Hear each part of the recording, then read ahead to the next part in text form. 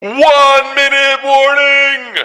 To the Goofball Army out there, hi at the families, tell them to get to the next room, tell them to go to your neighbors, because we got Goofball news to go over, and it might get crazy! Typically does, guys. If this is your first episode ever, you got like 30 seconds before we start, so not enough time to go to the bathroom, but go get a drink, because trust me, you're probably going to need it there. In the meantime, the rest, if you haven't already, go ahead and hit that thumbs up, hit that subscribe button, hit that bell. That way you know about future episodes as well, guys.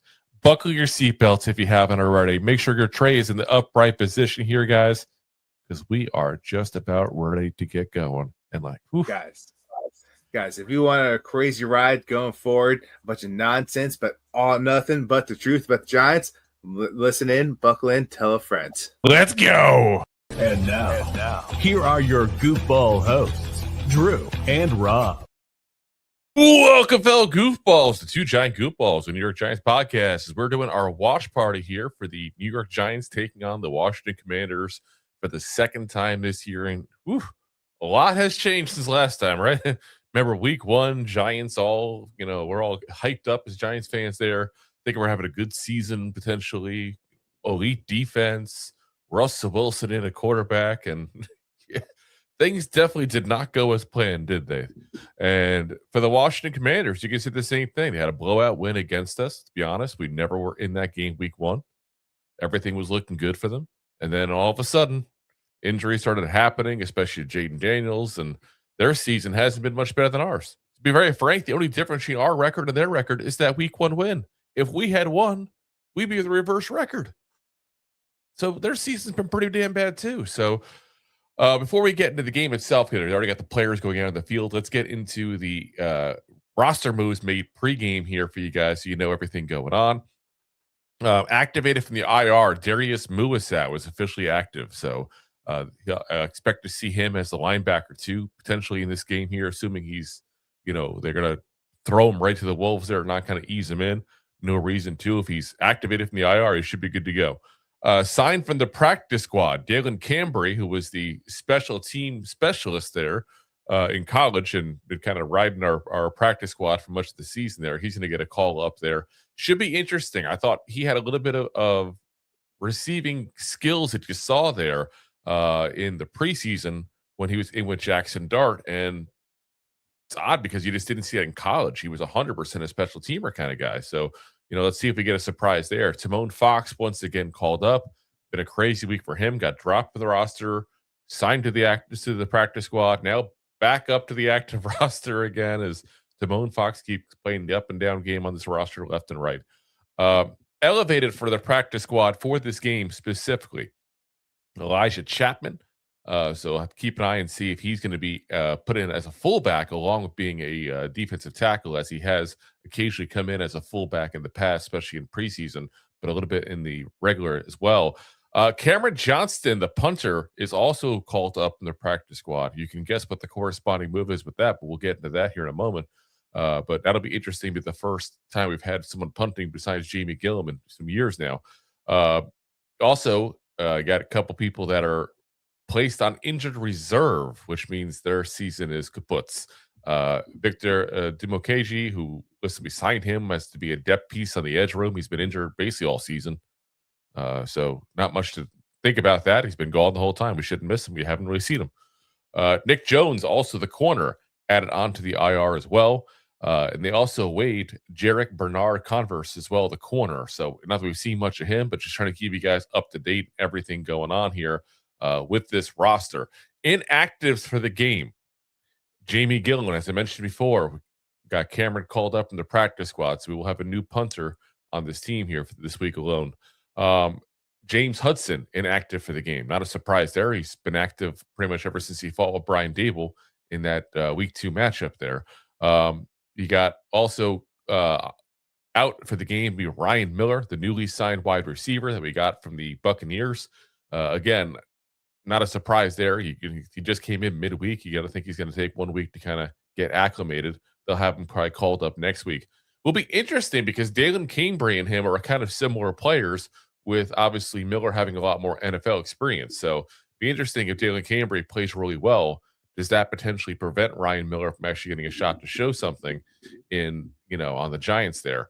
Gunnar Olszewski also out, so the return game should be something to keep an eye on as he's still dealing with the issues from that concussion he faced against the Patriots there a couple weeks ago.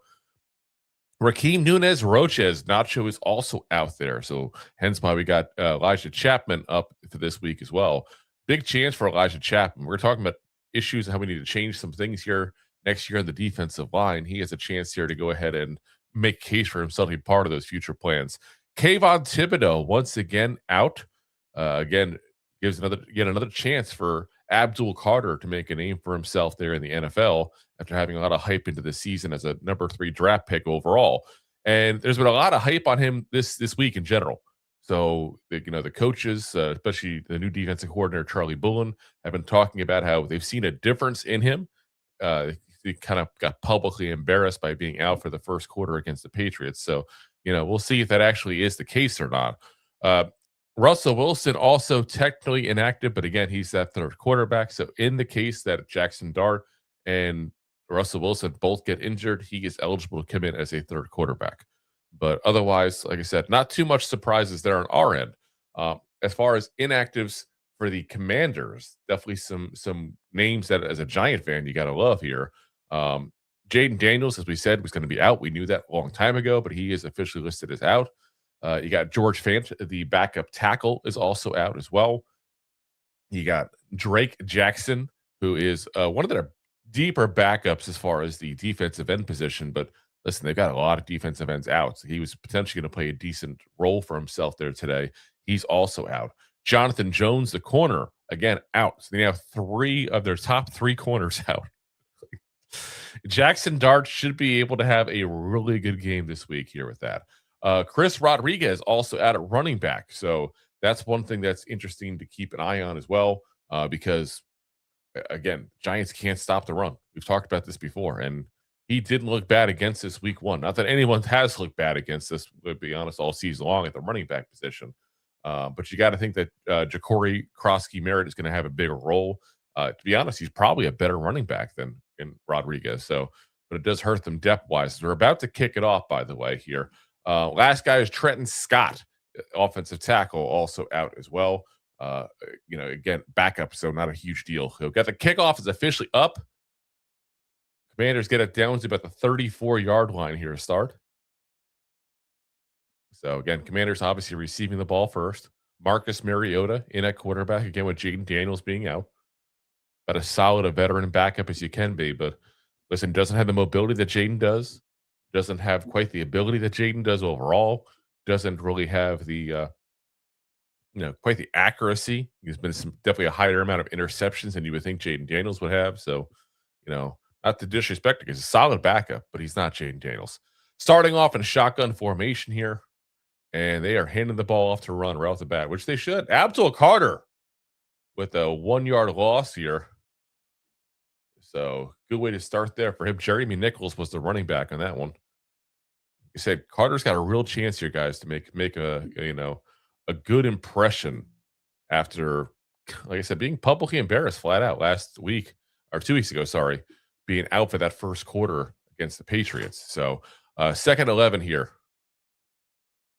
Got shotgun formation again from Mariota. Got movement. Deebo Samuel come to the bottom of your screen. And fake the handoff, and Mariota's looking to pass, but nobody open. He's going to run with it.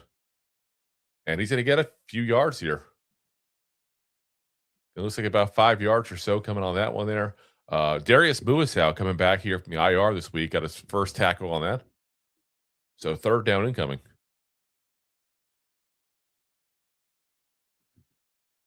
And they're showing the starting lineups here. The big one is obviously Terry McLaurin came back last week. That's a huge add for the Commanders. Obviously, he is their best receiver by far. 3rd and 3 it's going to be. So actually got 7 yards in that. Shotgun formation still. A little movement there towards the top of the screen. And let's see. Got a quick route, but wrapped up quickly by Drew Phillips. Going to be, I think, just short of that first down. That is some sure tackling. That's the thing about Phillips. He may not be the best guy as far as stopping the catch, but he's a really good tackler. Oh, they're giving him first down. they're giving him that first down. I don't know if the line was off on the broadcast on Fox there or what, but it definitely seemed like he'd be just short. So 1st and 10.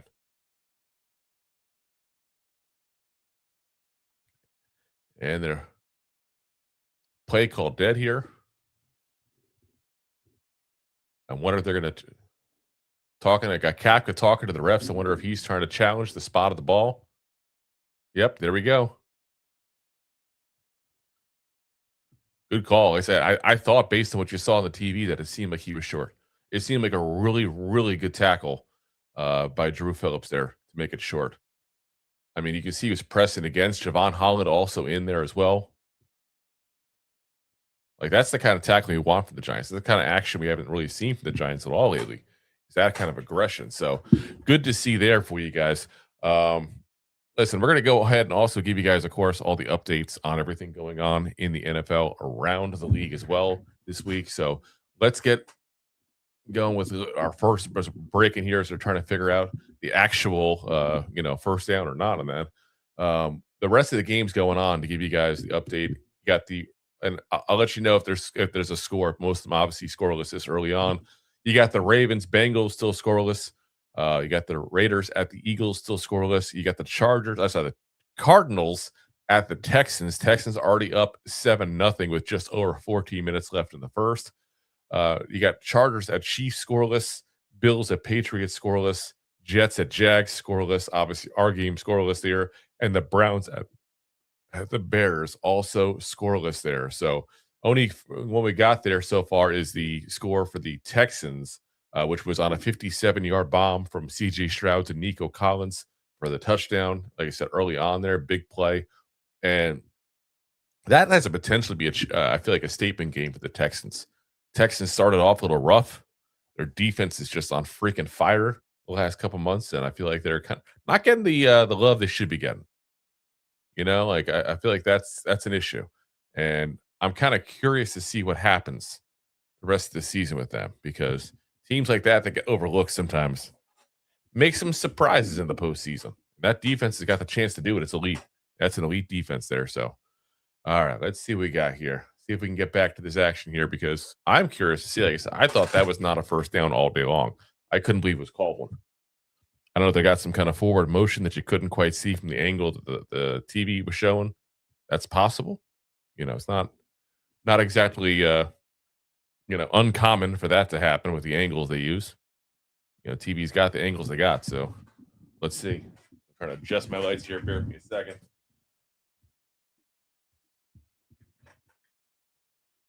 Get started a little late here because I had a late breakfast. I had to sleep in there today. Call stands, they're saying. So, yeah, they are showing. Let's see the angle again. There's the angle. Yeah. I again, keep in mind the yellow line is there by Fox. It's not there by the NFL. So, I got to imagine that yellow line's a little off because it looks like just short. So, all right, 1st and 10 for the Commanders on that, we'll say, somewhat questionable call. And handing the ball off. And, only 2 yards. Not too shabby. I'll take it. That's twice now they've ran the ball already, and twice the Giants have done their thing. Jeremy McNichols again on the run there. Something to keep an eye on, by the way, too. Another handoff, and again, Giants stopping him, but he's pushing forward for a couple yards, but still, Giants were right there immediately. McNichols getting all the carries. I'm kind of a little shocked by that one. See what they give him yards wise. Depends when they called the whistle. Let's see. As they're busy showing the stats of Brian Burns, obviously freaking insane season. Absolute elite season. 3rd and 5, they're giving it. So they did give him a couple yards for, pushing the pile there. Definitely some movement up front there. Got a flag on the play. I got to think the flag is going to be on Josh Connolly Jr. That's their 1st-round pick. Playing right tackle. And yep, there it is. So that was a pretty obvious one, a false start. Showing the replay. I don't know why it's so obvious. It's not even funny. It looked like Burns moved a little bit, and that's what actually got that call. And that's one of those things you don't really see very often on like when people talk about players. Like that's a skill. Think about it. You get excited if a defensive end, edge rusher, whoever gets a 5-yard sack and a quarterback. Brian Burns just got his 5 yards, guys. He's the one who caused that offsides. So 3rd and 10 now. Shotgun formation. And Mariota gets flushed out of the pile, but they got a big catch there down the line to Noah Brown. Mariota, like I said, moved around just enough to get Noah Brown open. Let's see where they spot this ball here. Abdul Carter was pressured and too as well, running towards Javon Holland was the one on the coverage. And like I said, Brown was just wide open. I'd love to see an all 22 of that to see if Mariota moving out kind of stop Holland from going into coverage mode. But shotgun formation, ball's now at the 29-yard line. And we got a screen to Deebo Samuel, who had a lot of damage here against the Giants that first week. Maybe about a yard, but there is a flag on the play. A flag was called when he was still in the backfield, by the way, as well. So I got to imagine a holding call is coming here. We'll find out. Let's see. There we go. Yep, holding call it is. Let's see. As they show the replay. Yeah. Oh, Drew Phillips. Yeah. Got like wrapped around the neck there. So new first down here. 1st and 20. That's a huge play, though, potentially, because the Giants can stop them here, not give up any more yards. That backs him up 10 yards further away from getting a field goal. Which would be interesting depending on which perspective you're on this week. Do you want the Giants to win? Have a little bit of, at least better feel for the Giants going next year? Do you want them to lose and keep that first overall pick? I got to be honest. I see pros and cons on both there, but here we are. First down. Handed the ball off and stopped like right at the line of scrimmage here. McNichols again, the rusher. Like I said, it's kind of shocking to see him nonstop be getting the ball here. I really thought you'd see a decent case of Krosky Meredith there, but I guess McNichols the guy they trust more. So 2nd and 20 coming up here. Mariota again in the shotgun formation.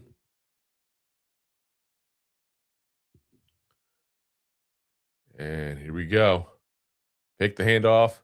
Quick toss. Up. Oh. That was Deebo Samuel bobbling the ball there. I thought a Giant might come up with it off the bobble there, but no, it's just a flat-out drop. And a very bad drop by Deebo Samuel. That would have been a big game. There's a flag on the play. We got a holding on the offense, it looks like, again. Declined because it drops. So that 3rd and 20 already. Like you want to give him 2nd and 30? That's a good call. Let's get it done and move off the field here. Question is, do you actually count your defense now to go ahead and get that? But minus the big catch to Noah Brown, the defense has not been bad in this drive. So let's see what we got. It's a 3rd and 20 here. Shotgun formation, obviously, on the 3rd and 20 for Mariota. Only got a couple receivers out there, kind of a max protect him style. And looks like Mariota's going to try to run for it. I think he's just trying to get in position for a field goal, which he does. Gets down to the 27-yard line, 4th down. Seems like that's what the Commanders were doing, to kind of give up mode. Really, that's kind of sad to see from a team. It's like a move you expect the Giants to do in the past.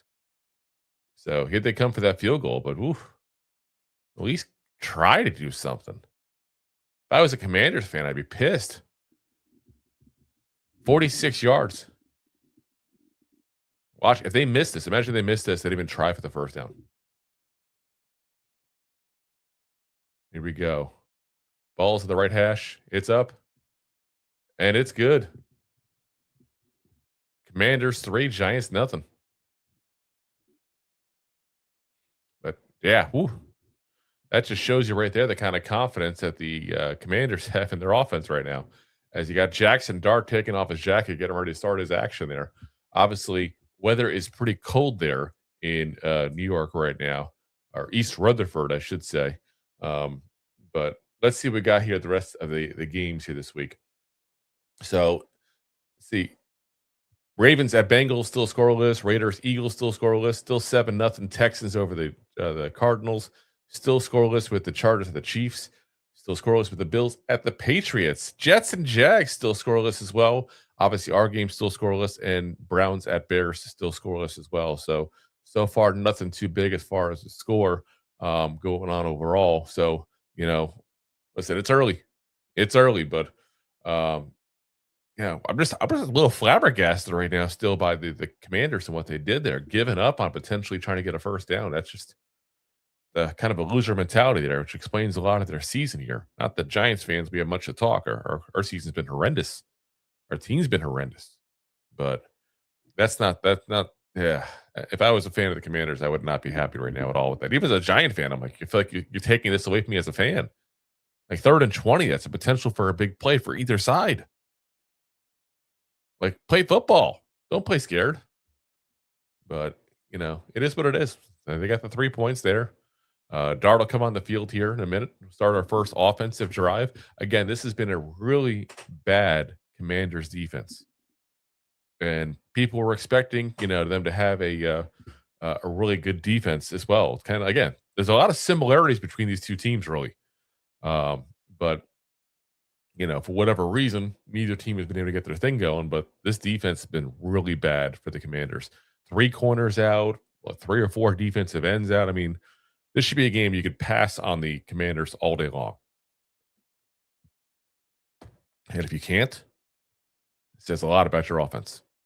So, we'll have to see what happens overall. Obviously, anything can happen. It's the NFL.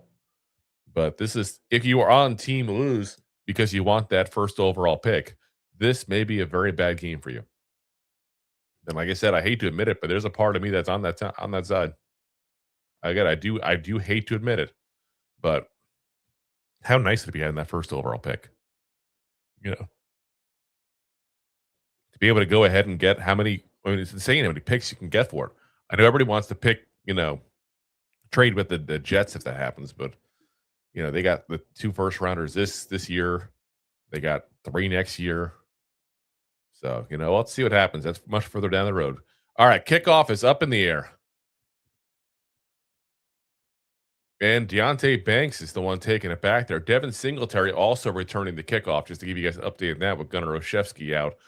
Returns the ball to about the 34-yard line. So one thing Banks does do well, he actually is not a bad returner. Kind of sad, though. That's the best thing you can say about a first overall pick in year 3. But it's where we're at, guys. It's where we're at. So, but like I said, this should be an interesting thing to see what this defense does.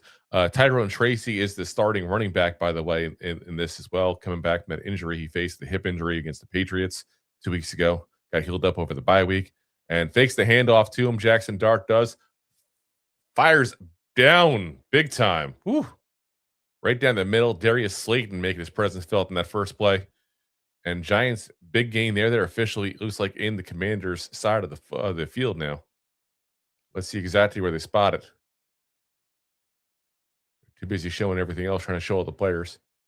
Yeah, we are at the 48-yard line now, guys. Nice shot in the first drive here. And we got movement up front here. Let's see who they got. Is he going to be a Runyon at that point? It looks like, if it is on the Giants, but no, it looks like they put on the Commanders.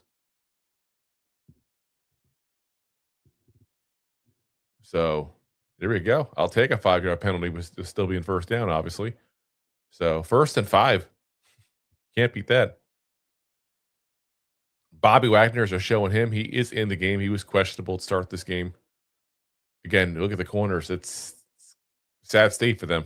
I expect a heavy passing game by the Giants here. Theo Johnson in motion. That usually means a run, and it is a run to Tracy. Going to get the first down. Going to get just past the 5 yards he needed.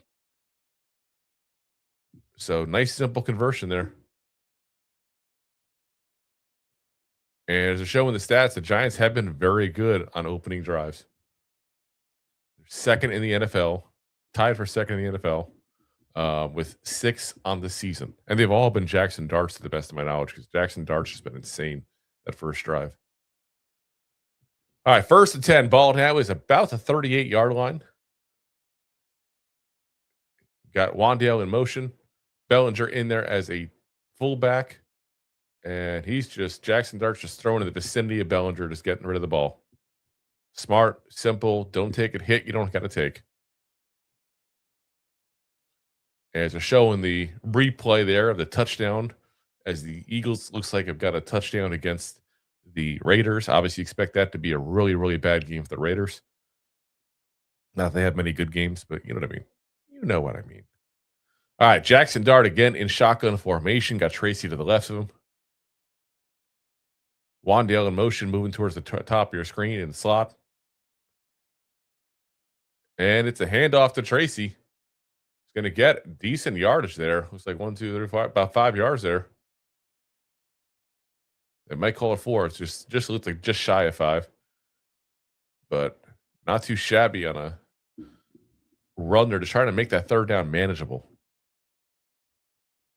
So here we are, third down. 3rd and 6. Yep, like I said, they're just shy of the 5. Ball's about the 33-yard line. Shotgun formation again. Tracy again off to the left. Wandale in motion to the outside. And quick toss out. Nowhere near Slayton. It looks like Jackson Dart was looking for a flag. Doesn't look like any are coming, though. So, Giants got a decision here. Let's see what he saw that's showing the replay. Yeah, I mean, it's a lot of motion, that's for sure. There was a lot of motion. Just looks like the refs didn't see it or didn't deem it quite enough. So we got a 52-yard attempt here now. Koo off for the kick here. And Giants miss it, of course, because this is what we do. We cannot do anything with field goals. Nice. Now, again, we had the issue last week with the Koo kicking the ground thing. That is a situation where the hold was bad, actually. Ironically enough, that's the play that Jamie Gillum hurt himself on. So, I mean, special teams are still an issue for the Giants, no matter how many weeks go by. I think that's just the way it's going to be this year in general as a whole, you know? We're just going to have to kind of deal with it for the rest of this season. So, let's see. Ravens, Bengals still scoreless, just over 4 minutes left to go in the first. Again, Eagles, we talked about there, got a score there. So they're up 7-0 on the Raiders, just over 4 minutes there as well. Texans extended their lead 10-0 on the Cardinals, just at 9.5 minutes left in the first. Crazy. They have the least amount of time, the most amount of scoring. Chiefs are right now up 7-0 on the Chargers, 5.5 minutes in the first, and that one there. Patriots up 7-0 on the Bills, just under 6.5 minutes left on that one there. Patriots, they have Jaguars just going scoring crazy since we last broke for commercials.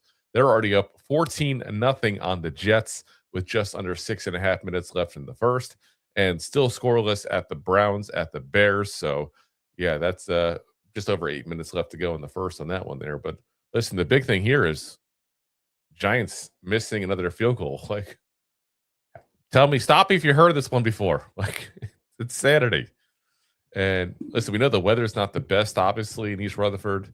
You could see the wind and precipitation. I don't even know what it's doing there. I'm in Florida here, but you know, if it's sleet or I know it snowed in the area there earlier, but you know, anybody might be at the game, might be able to let us know. But yeah, it's like I said, it's just sad to see that be such a simple thing.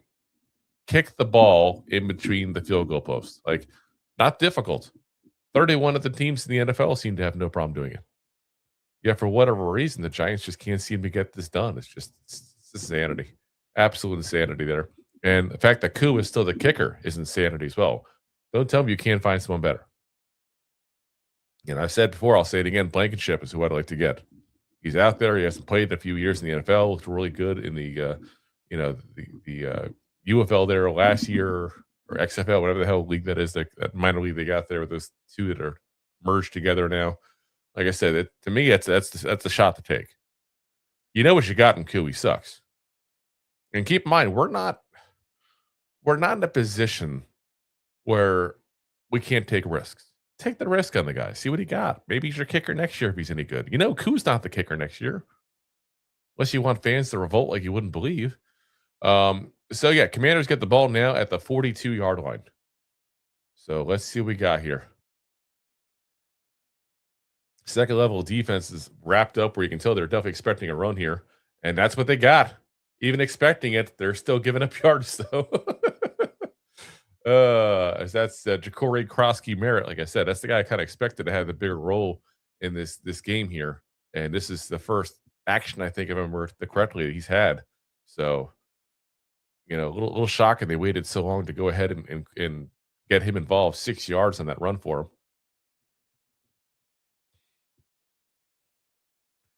So 2nd and 4 now for the Commanders. Shotgun formation still. And they're going to run the ball again. Why not? Giants defense sucks. And they're going to get the first down. Crazy, I know, right? Getting the 6 yards.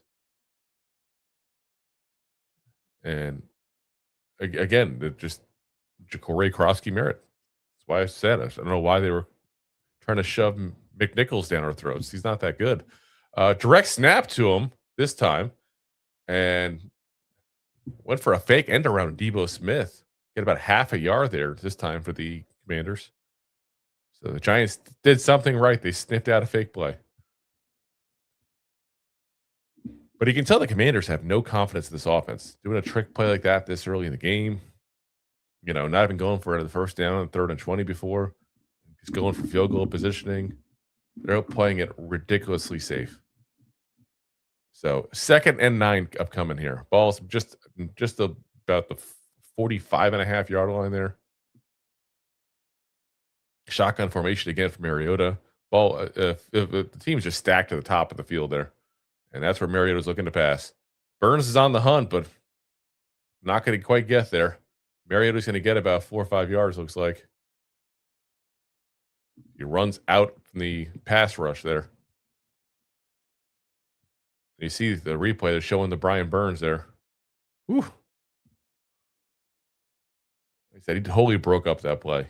He may not get a sack in that one, but he totally broke up the play. And that was on Laramie Tunsil, guys. One of the better tackles this league. So I'm kind of curious, though, about Abdul Carter this one. Again, he's playing against rookie Josh Connerly. He should have a chance to make an impact. Rookie on rookie action there. 3rd and 4. And handed the ball off. And McNichols got the first down. Going to get 5 yards. And again, sloppy tackling. This is what we had to deal with all year long.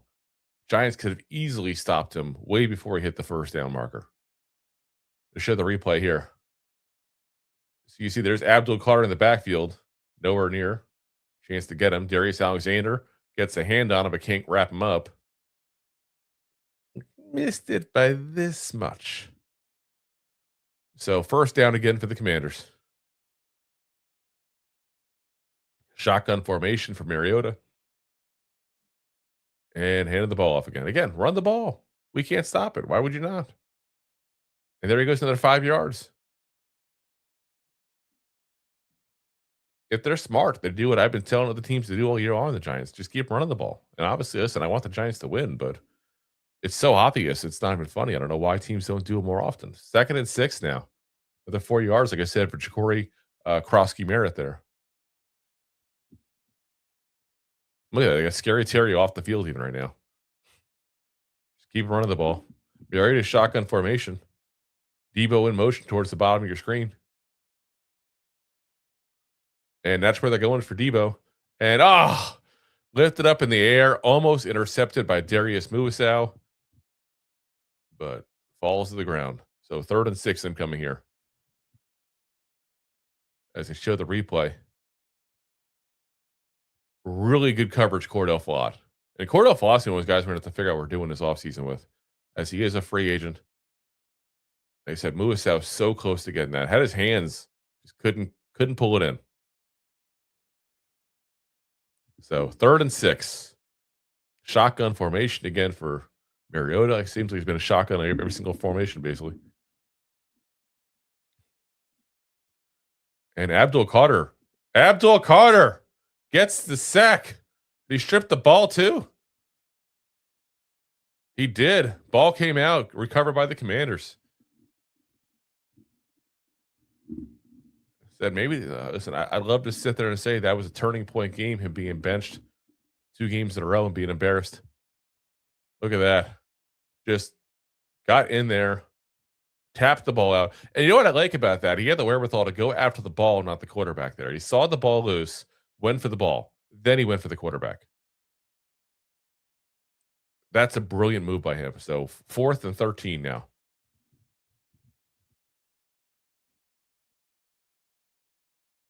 And punt coming here. Another thing, that sack potentially saved us from having to deal with a field goal. Fair caught. Ball is at about the 9-yard line there. So, Javon Holland, by the way, on the punt return team, which is just not sure what the hell's going on here. I get it, Gunner's out, but putting Javon Holland out there, okay. Just craziness here. All right, here's where we're at here. So, looking here for us, looks like nothing else has changed score-wise here for you guys. So we need to run everything through here.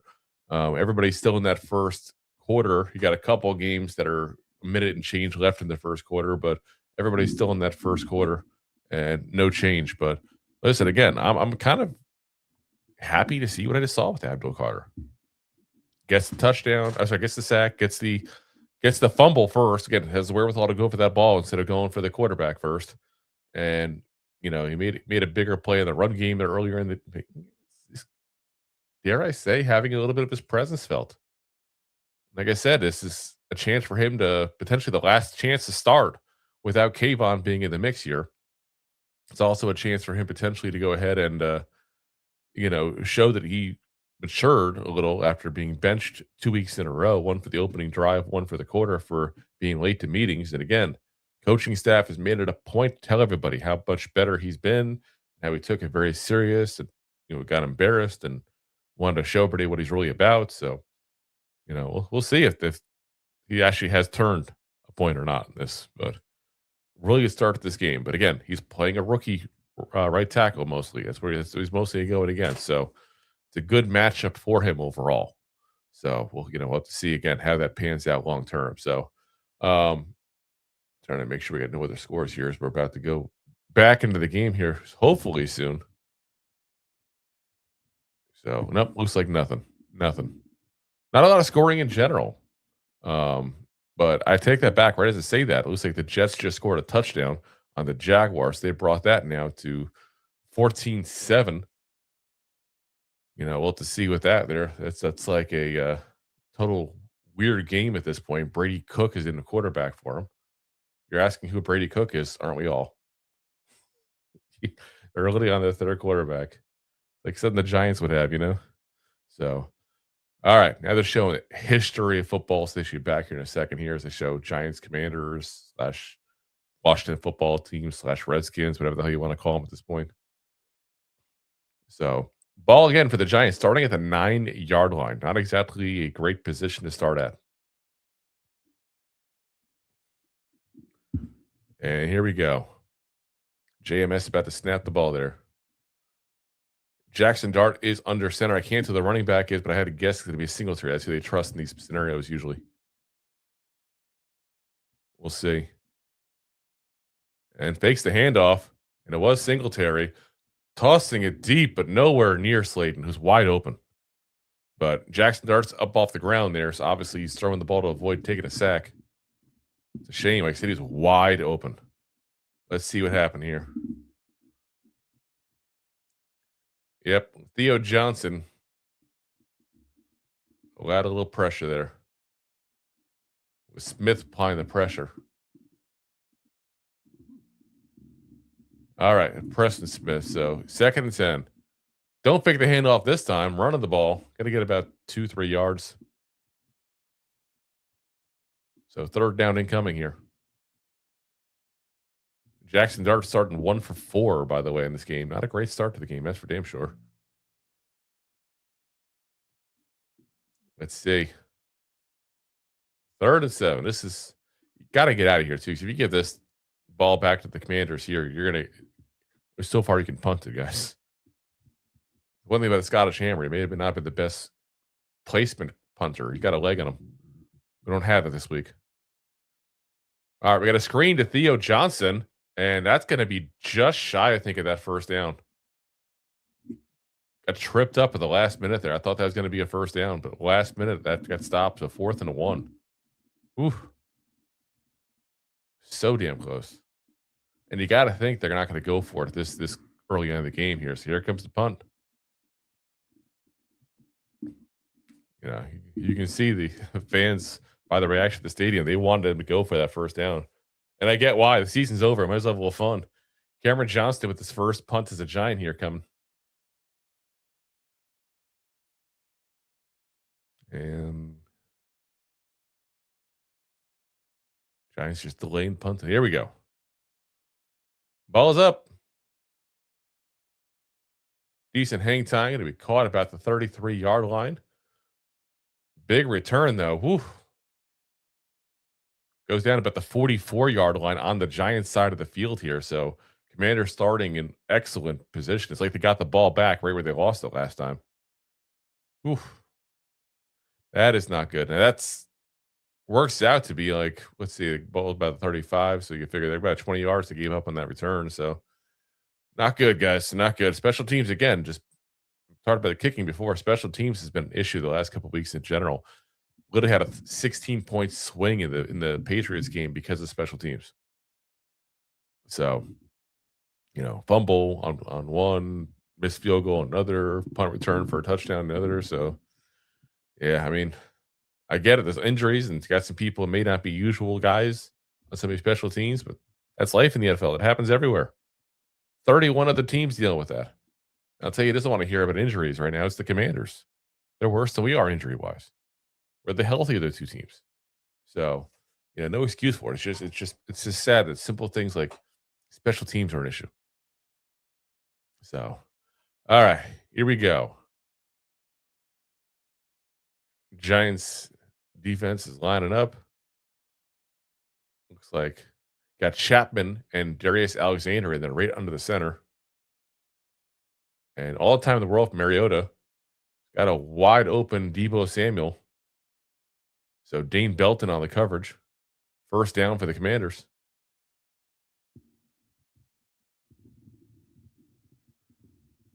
Like I said, Mariota hasn't done a lot yet, but he's got a couple bigger hits in this game.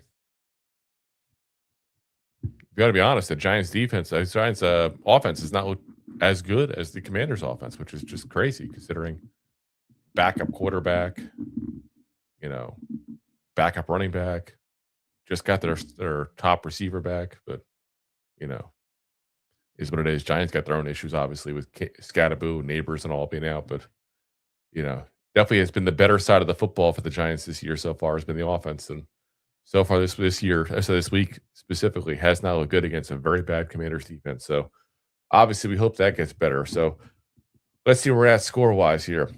Texans just extending their lead again on the Cardinals. Woo. 17-0 it's up to already now with just 2 minutes, 42 seconds left in the first quarter. Looks like the Patriots also extend their lead 14-0 on the Bills with the first quarter, just 25 seconds left in that one there. Chiefs are now still up, but now up 7-3 on the Chargers with just under a minute left to go.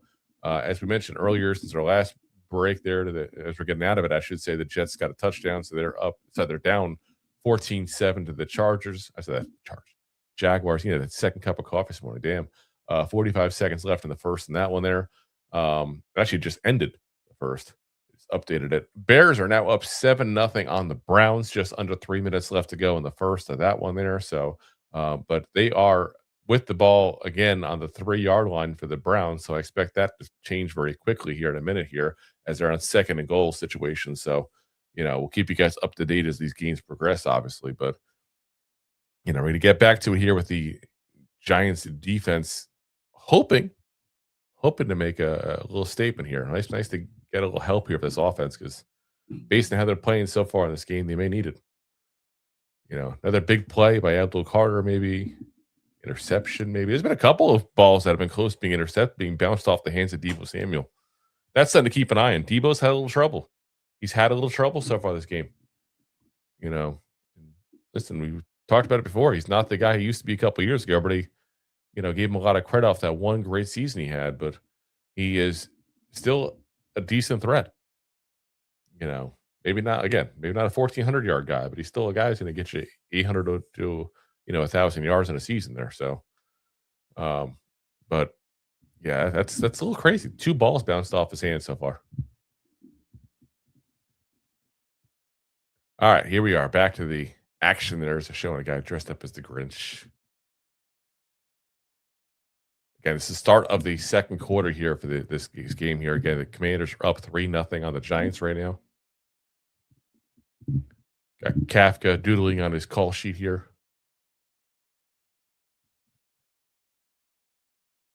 So 1st and 10 for the Commanders here. Ball again about the 33-yard line. And it should be a run here, and it is. McNichols. And he's just rolling on through. First down about the 21-yard line. This Giants defense is just no nastiness, no fight whatsoever right now. It's sad. Look at it here. You'll see.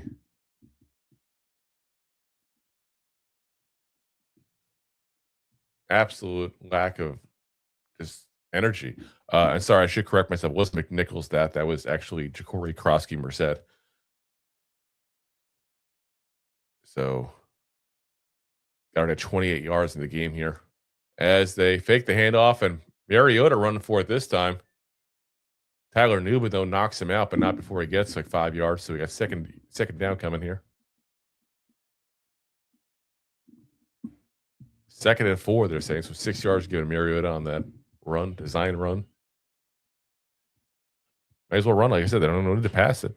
Keep on running. Giants defense can't stop the run. Look at this. Most rushing yards allowed. Most yards per rush allowed since 1933. Giants are 2nd worst all time. We haven't seen a defense this bad since 1938 against the run. That's how bad. That's bad. And there you go. There's a touchdown we're giving up now because of that. Again, we can't stop the run. This is just absolutely pathetic, guys. Touchdown for the Commanders. And this is why I called into question why Charlie Bullen, of all people.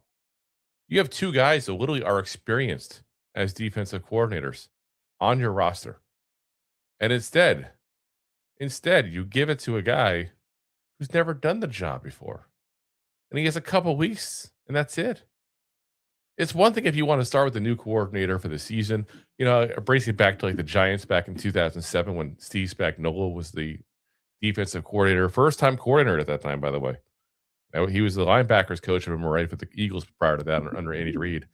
But we were horrible at the defense the first 2 weeks. As the kick is up, by the way, the extra point is good, so Commanders officially up 10-0. But like I said, we were at that point, horrible the first 2 weeks, and the defense had time to gel, had time to get things ready. You don't have that time when you're hiring an interim defensive coordinator. You need a guy that can get in there, knows what he's doing, can make change quickly. And again, this is why I've said before that you want to have guys on your roster that have done it before as coaches. Whether it be former head coaches, former offensive coordinators, former defensive coordinators. You want those kind of guys, 1 or 2 on each side. We haven't really had that per se. Definitely didn't have with coaching. Is why we got Mike Kafka to be the interim coach here. But Andre Patterson on the defensive side had been a co-defensive coordinator for the Vikings prior. You had Marcon Manuel was the defensive coordinator some years ago for the Falcons. The one place we actually had guys with the experience that could take over. And we didn't give it to the guys that did. Now, to give the Giants fair credit here, I don't know if those guys turned down the job. We don't know that.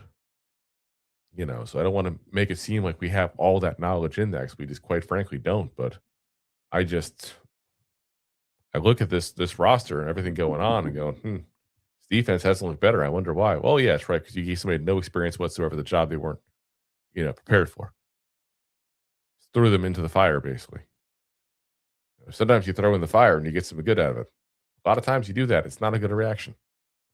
And this is definitely that not a good reaction scenario. So Giants are, like I said, they're struggling. I'm not shocked by it. And unfortunately, I kind of expect that the rest of the year. And unfortunately for Charlie Bullen, he took a job over that he necessarily wasn't able to fully do because he only had a set time to do it in. And you can say it's going to be a while probably before he gets a chance. If you're at a team with the NFL right now and you're watching this Giants defense, you're like, ooh, this is the guy. Need a Charlie Bullen on my squad. And no, of course not. So, like I said, leaving the Giants just totally botch it up, mess it up. And they were trying to do something crazy and doing something a little, funky there, thinking they were going to change things and, fix things really quickly with a guy who's never done it before. Absolutely crazy. So, yeah. And like I said, Krosky Merritt's just looked really good against us this week, guys, so far. So, that's the guy who's literally going to do all the damage on the Giants defense. As kick is up, Giants returning the ball now. Got Devin Singletary returning it, and he's breaking some tackles. He's making some moves here. Stiff arm, going to get up at the 40-yard line. Flag on the play at the end there. Hamilton literally grabbed Singletary and threw him out of bounds. So you got to wonder if they're going to get the first thing excessive there, if there's a hold of some kind that we didn't see because I was too busy watching the ball carrier. Let's see. It's on the hold on the Giants there. Of course. Get something good and get something good, and this is why the Giants can't have nice things. That's why right there. As waste of a good return, basically. So at least still 1st and 10 for the Giants. Get a chance to do something here, hopefully on offense. Chauncey Golston was the guy with the penalty. Supposed to be a really good pickup there for us in free agency. On paper, it looks like it. This hasn't really done much at all this year. Hasn't been much healthy this year either. So instead, ball's at the 19-yard line for the Giants. Fakes the handoff. Got it to Wan'Dale Robinson, who's got a screen in front of him there. And first down for the Giants. Wan'Dale, probably one of the best stories of the Giants coming out this year, that's for sure. We got Darius Slayton on that block to give Wan'Dale Robinson the room. Nicely drawn a play. But yeah, Wan'Dale's definitely been one of the better stories of the Giants this year, that's for sure. All right, shotgun formation for Dart. It fakes the handoff again. Ball is knocked down at the line. Was going for Wan'Dale again. Definitely you can see that there was a defender right there. I'm not sure quite why Dart went to throw there, but is what it is. Jacob Martin was the guy in the breakup. All right, here we go. 2nd and 10 here for the Giants. Ball is about the 36-yard line, by the way. And we're running the ball with Tracy getting about 3 yards there. To show the AFC playoff picture there. Who would have thought? Broncos and Patriots and Jaguars. That'd be the 3 best teams. Clearly the 3 best teams in the NFL in my eyes. 3rd and 7. Shotgun formation again for Dart. Got to get something going here, guys. Give up another score to the Commanders and pretty much wrap this up already. A lot of pressure on Dart. He's chucking it deep, though. Just out of reach of Darius Slayton. So 4th and 7. Guys, this is bad if this offense can't get moving with this defense. Really bad defense. A lot of players very hurt right now. Again, most of their defensive ends are out right now. Most of their corners are out. And you still can't get anything going. Not good. Not good. Unless you want that first overall pick. 4th and 7 here for the Giants. And here comes that punt.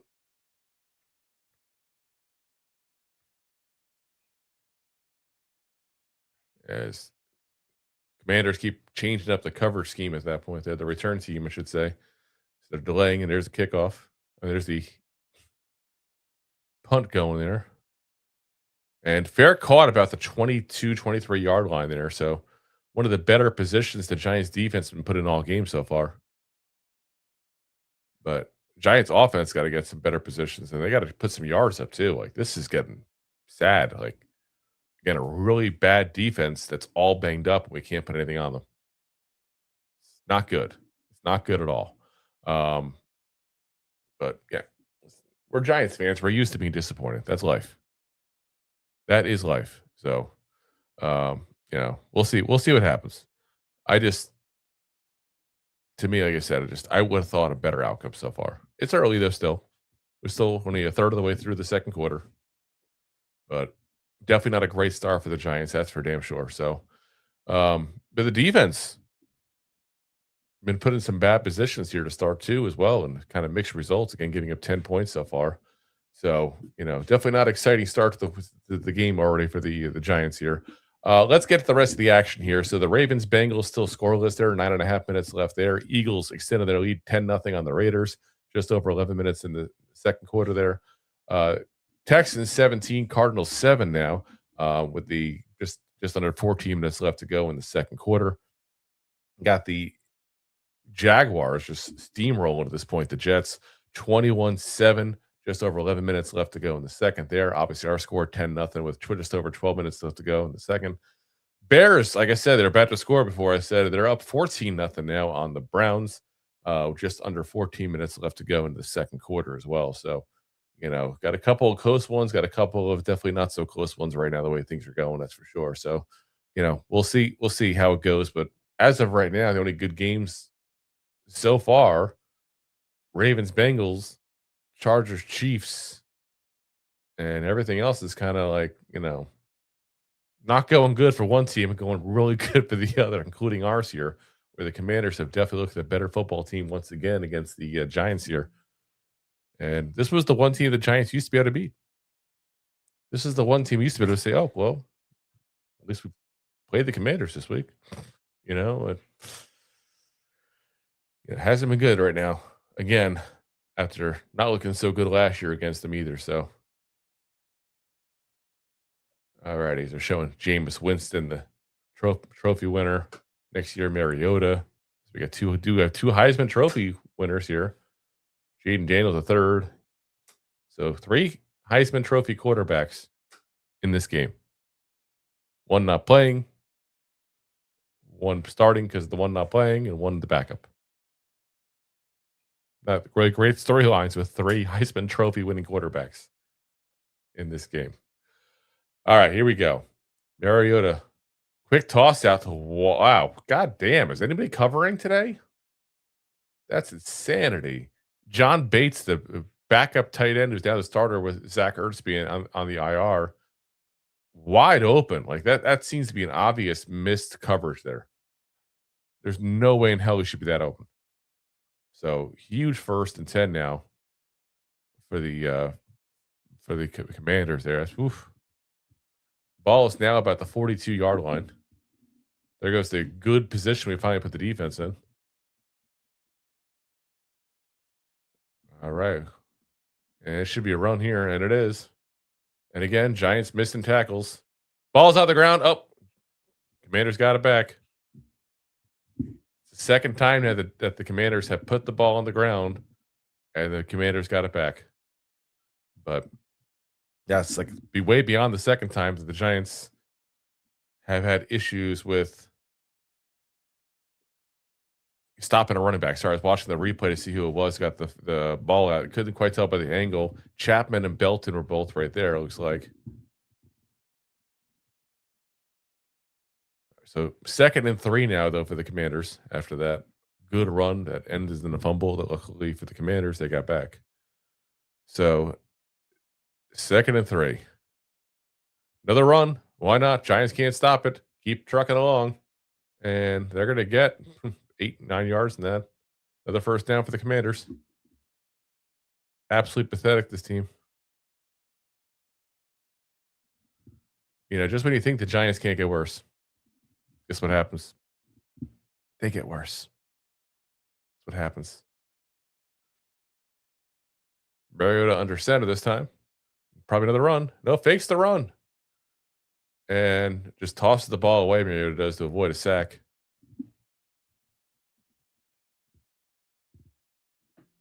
So I have to see here what's going on. We have an injured Commander, it looks like, on the sidelines there.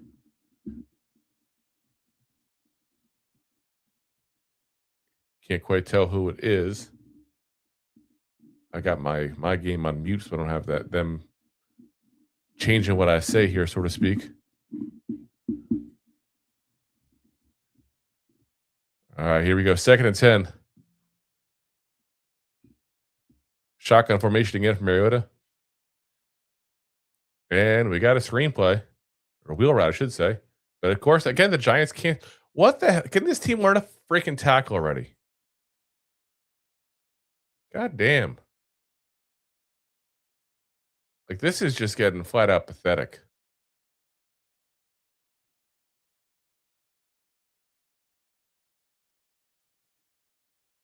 So it is Laramie Tunsil is the guy that is on the sideline. I thought it was. I didn't want to say for sure without knowing. So that definitely caused an issue when your left tackle's out. But, whatever, the Giants sucked. So they'll figure it out.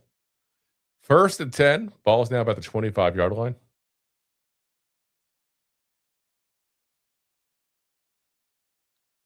And timeout for the Commanders, trying to avoid that delayed game call.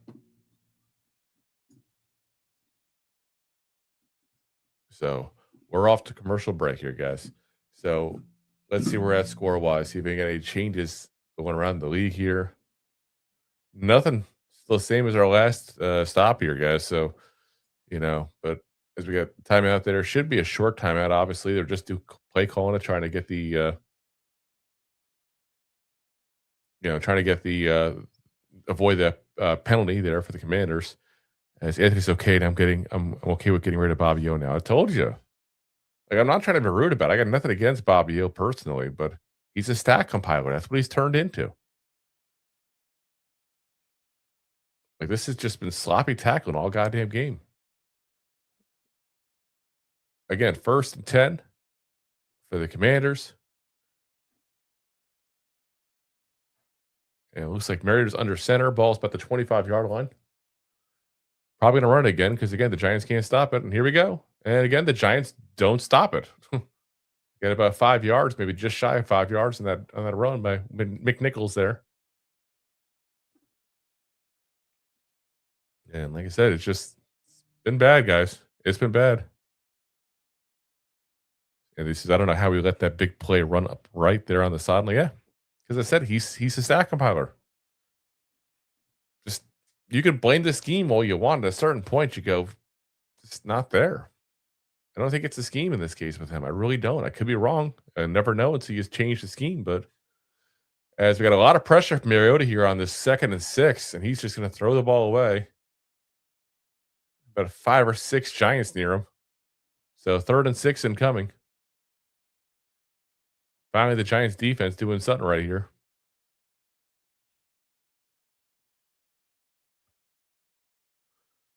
And let's see here. See what Kiff Kingsbury has here for us. One of the guys the Giants are supposedly going to be looking at as a head coach candidate, though I wouldn't want him. I'd bring him in for an interview just to kind of pick his brain on the offense, but I wouldn't want him as a head coach. To be honest, if I was the Giants, I'd be picking everybody's brain, though. I'd be bringing everybody in for a call just to kind of pick their brain, see what they're thinking on this team. To be honest, we don't have the right guys here right now to find out that in the building, so might as well get up from outside the building. So we got 3rd and 6 here. Shotgun formation again for Mariota. Been pretty much a theme today. And he is passing. And he's running out of the pocket again. That's also been a theme, but throwing the ball out towards the back of the end zone. Not going to be any kind of score this time. It's Jalen Lane looks like on the throw there. Drew Phillips on the coverage. And like I said, Mariota was just going to chuck it and hope for the best in the end zone. And you see the replay here. So bad throw. Looks like Lane was actually open. And a bad throw to kind of circle back. The wind, I think, took it a little bit there potentially. But I think bad throw in general on top of that, though. Kind of both things going for it at the same time. 39-yard field goal for the Commanders here coming. And watch them make this field goal. And then Giants fans are like, oh, that's how you do that. We haven't seen that in a while. As Abdul Carter just hops the line going for the block, but it does go through. Again, I'm actually seeing effort from Abdul Carter this game. I wonder if he actually was embarrassed by what happened there. that week, last 2 weeks ago, I should say, against the Patriots, we got put on the sideline for the whole entire first quarter. Definitely been a little different effort watching him, that's for sure. So, but let's see where we're at around the league. See if we got any changes here for y'all. Looks like nothing. So, it is what it is. Giants, just like I said, we cannot stop anything on defense right now. 13-0 where we're at now for the Commanders, just obliterating so far the Giants. But listen, because the defense have been giving up mostly field goals, minus the one touchdown, Giants are still in this. Let's be honest, we get one touchdown, and we're like, oh, it's a one-score game. But problem is we got to get a touchdown first. Giants haven't even sniffed a touchdown. Went for one long-range field goal and totally missed it. Looked like crap. So, we'll see if something changes here, but I think those of us that are worried about that first round pick might be sleeping a little better tonight. That's for sure. So let's keep an eye for you guys. See if anybody's about to score in this game. Doesn't look like that's going to be the case. It looks like nobody's even close to scoring here. All on the except the Eagles, but they're already up 10-0. But they're second and seventh at the Las Vegas 30. So, nobody really in that kind of position.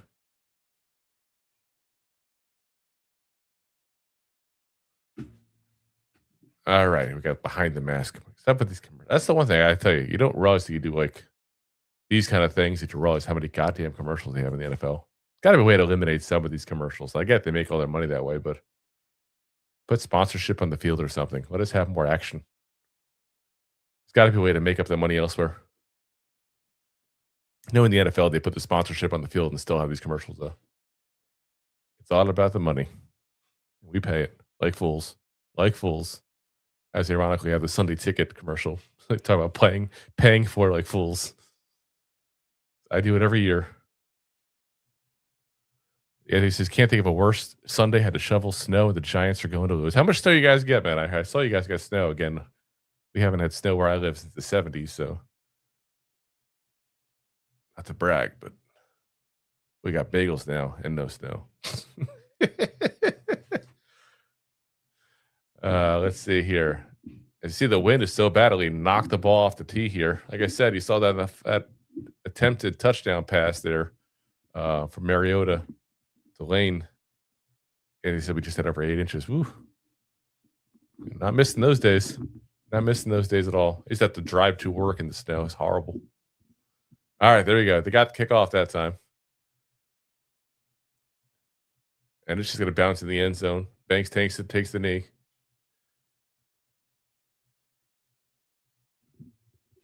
So Giants got a chance here. Got a chance to do something finally here. Looks like Laramie Tunsil's now questionable return with the shoulder. Noah Brown's questionable with the back. So, listen, more and more injuries for this Commanders defense. I said Giants have no excuse if we can't get something going in this game. No excuse whatsoever. So, if they says now they have a big old Nook, you might see me wandering the streets of Florida. I think it's the only one in Florida. I don't know. First down, we got a run here for Tracy. Pounds 4 for a good 5 yards. Tracy's looked good in this game. Not many players on offense have looked good in this game, but Tracy's looked good. Jackson Dart, not so good. This has not been a good game for him, especially with all the injuries on this Commanders defense. You expect him to have a big, big game. All right, here we go. 2nd and 5. Got motion for Wandale, shotgun for Jackson Dart with single back, and he hands it off again. That's what the Giants does. A very, very predictable offense. This worked. Let's try it again. So 3rd and 2 now for the Giants. At least a short third down, but still. Like I said, what the Giants do. This worked. Do it again. Oh, it worked again. Do it again. Giants 0-3 on third down conversions.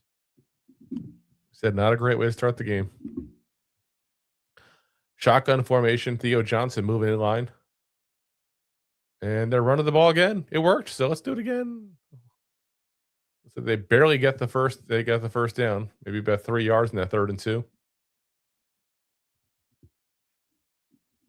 I guess that's a good thing. We got the first down, but 3 yards up the middle, about as boring as you get. You can't really win it that way. Eventually, they'll stop it. Wandale moving a motion towards the top there. Shotgun for Jackson Dart. And running the ball again. Oh, my God. Can we get some change up in the play calling? Seriously. God damn.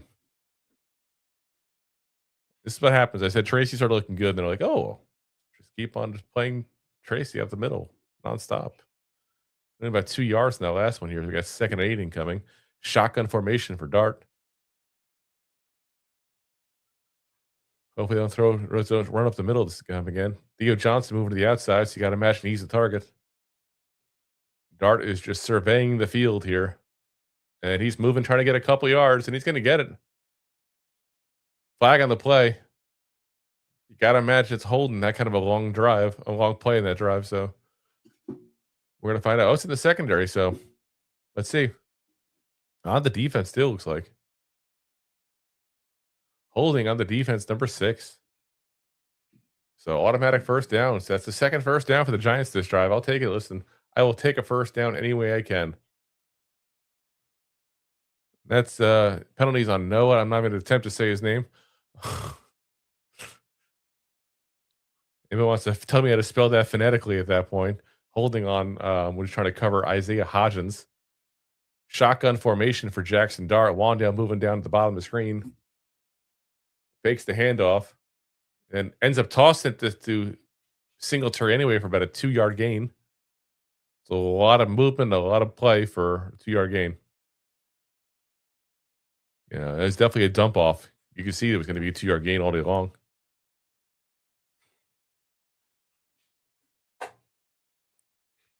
Giants are really they're taking their time in this drive.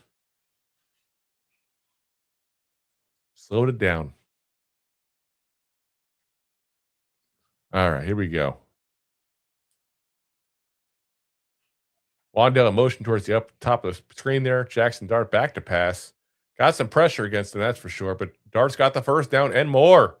Going down to about the 11-yard line. But you know what he didn't do? He didn't freaking slide. And this is the problem. The Giants, and listen, I get it, Giants fans even probably happy to see this, and I get it. We've had such a horrible start. This is a very, very impressive big run by Jackson Dart. But here's the problem. He's not protecting himself. Look at him go. Watch the end, if they ever show just the end. Didn't even look to slide. You already got the first down. His head hit the floor. Giants need to teach him a lesson. Take him out of the damn game every time he does it. Every single goddamn time he does it. So, but they're not gonna. Fakes the handoff. Moving around. He's about to get hit from behind. Throwing the ball away. And he's on the ground again. So I'm saying, you got to force Jackson Dart to protect himself. The Giants are just not doing it. I mean, look at this right here. You can see it all day long at the bottom of the screen. There you go. Look at that. Luckily, that was a soft landing. Okay, I'm not going to be too upset about that. And I actually saw the replay of the actual hit itself. That one I'm okay with it. But the play before in that big run, he didn't need to take that hit.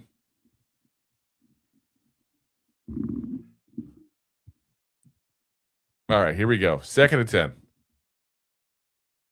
Jackson Dart fakes the handoff and then runs it for a yard. Again, why we're designing runs for Jackson Dart like that, I still don't get. You got to remove this crap. He's taking too many goddamn hits. Ay. And it's funny they're saying that at the teleconference, that television here too as well. I'm watching got the subtitles on at least so I can hear like penalties and stuff like that. You hear them talking about that. And they don't like the play call. It's ridiculous. Shotgun formation here for Dart. He's in a max protect there with 2 fullbacks. Theo Johnson. One up. Here we go. Tracy trying to get that touchdown. There we go. Finally, the Giants are up on the board here. All hail the New York Giants. There we go. Now let's see if we can get the extra point. That's always a question. Never know. But really impressive by Tracy. Solid footwork, pushing forward. Like I said, he's had a really good game, I feel like, so far. He's the only Giant that I can sit there and say he's had a really good game on offense so far. So let's see here. Can we get the extra point? We did get the extra point. Whew. That was a close one, guys. It was a close one. Tracy, by the way, is now up 8 carries, 38 yards, and 1 touchdown. So, again, can't complain on his day. Can't complain on his day at all. So that's almost 5 yards of carry and a touchdown. Everybody else, Jackson Dart's 4 of 10 for 43 yards right now. Not good. But again, I'll take that one. That one I'll take. All right. So let's see if we got any more scores here around the league for you guys. Ravens finally breaking the 0-0 tie in that Ravens-Bengals matchup there. They're up 7-0, the Ravens are. Eagles, another touchdown here. Saquon Barkley touchdowns. They're now up 17-0 on the Raiders. Texans, just like I said, still just dominating the Cardinals 20-7. Chiefs now up 10-3 on the Chargers. Patriots now up 21-7 on the Bills. And Jaguars still up 21-10 on the Jets. And then Bears still up 14-0 on the Browns here. As again, all the games are anywhere from 2 to 5 minutes left to go there. So Anthony says, I want to know when Slayton is going to finally get the DPI flag in this matchup. Not gonna. I mean, the corner they've got has been really good at hiding it. You look at the way he's angled. He's purposely angling himself where refs can't see it, which is difficult to plot for. I don't know. So I don't know if I can't say if it's on purpose or not. You know, it's like you can tell the angle you need to be to block somebody, but the way it is, that's what it's been. So, all right, let's see here.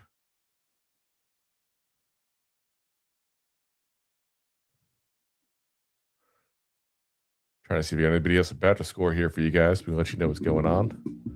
But it looks like so far, actually, the Texans are on the 2nd and goal on the 4-yard line, so that might have another score coming there soon. Otherwise, everybody pretty much is on the opposite side of the field, but they're not anywhere near scoring. So that is one to keep an eye on, that's for sure. Let's see. We got 2nd and goal at the Arizona 3 for the Texans. So you got to anticipate that being in 27-7 soon. Insanity. That's like I said, that's a domination right there. That's a pure domination. All right, let's get back to the football here. Here we go. So replaying the Tracy bow after he got that touchdown.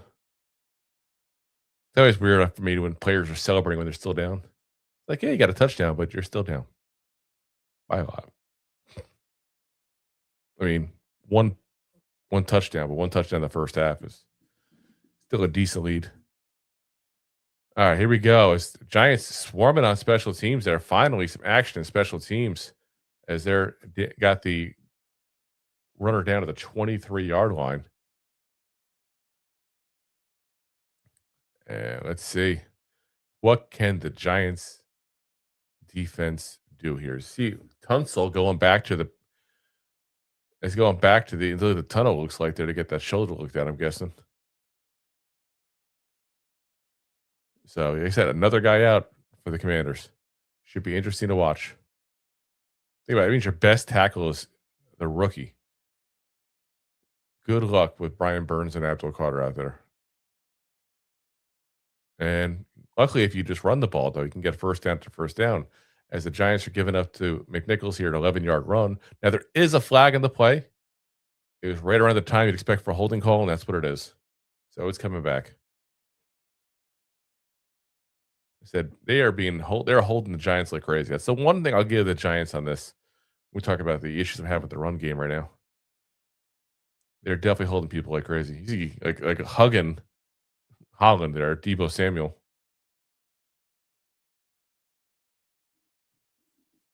So 1st and 20 again for the Commanders. Puts them in position where you might have to throw the ball. We'll see. Shotgun formation here from Mariota. He's got a running back on each side with a. See? And yeah, he's going for it. He's got the sack. Nope. Oh my God. Mariota was just getting out of it there. He's got to get a couple yards instead, but Good pressure by the defense, at least, I guess. But 2 yards on that scramble by Mariota. He almost got taken back a couple times. See if they see the replay there. Mariota's been pretty good about getting out of pressure here today. We got 2nd and 18 now. 2nd and 18. See Dexter Lawrence. Love to see Dexter Lawrence get going here towards the end of this year. He's definitely not looked like himself at all. See a potential blitz, and yep, it's a blitz. Abdul Carter blitzing from the linebacker position and gets the running back in the backfield with like a good 3-yard loss there. Again, Abdul Carter potentially having the best game of his year so far. Gets the sack. This is his second tackle for loss here on runs.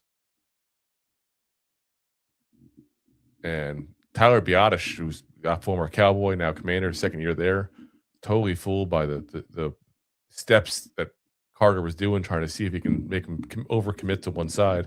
And as soon as he did, boom, done. They're giving him a 4-yard loss, not even. Whew.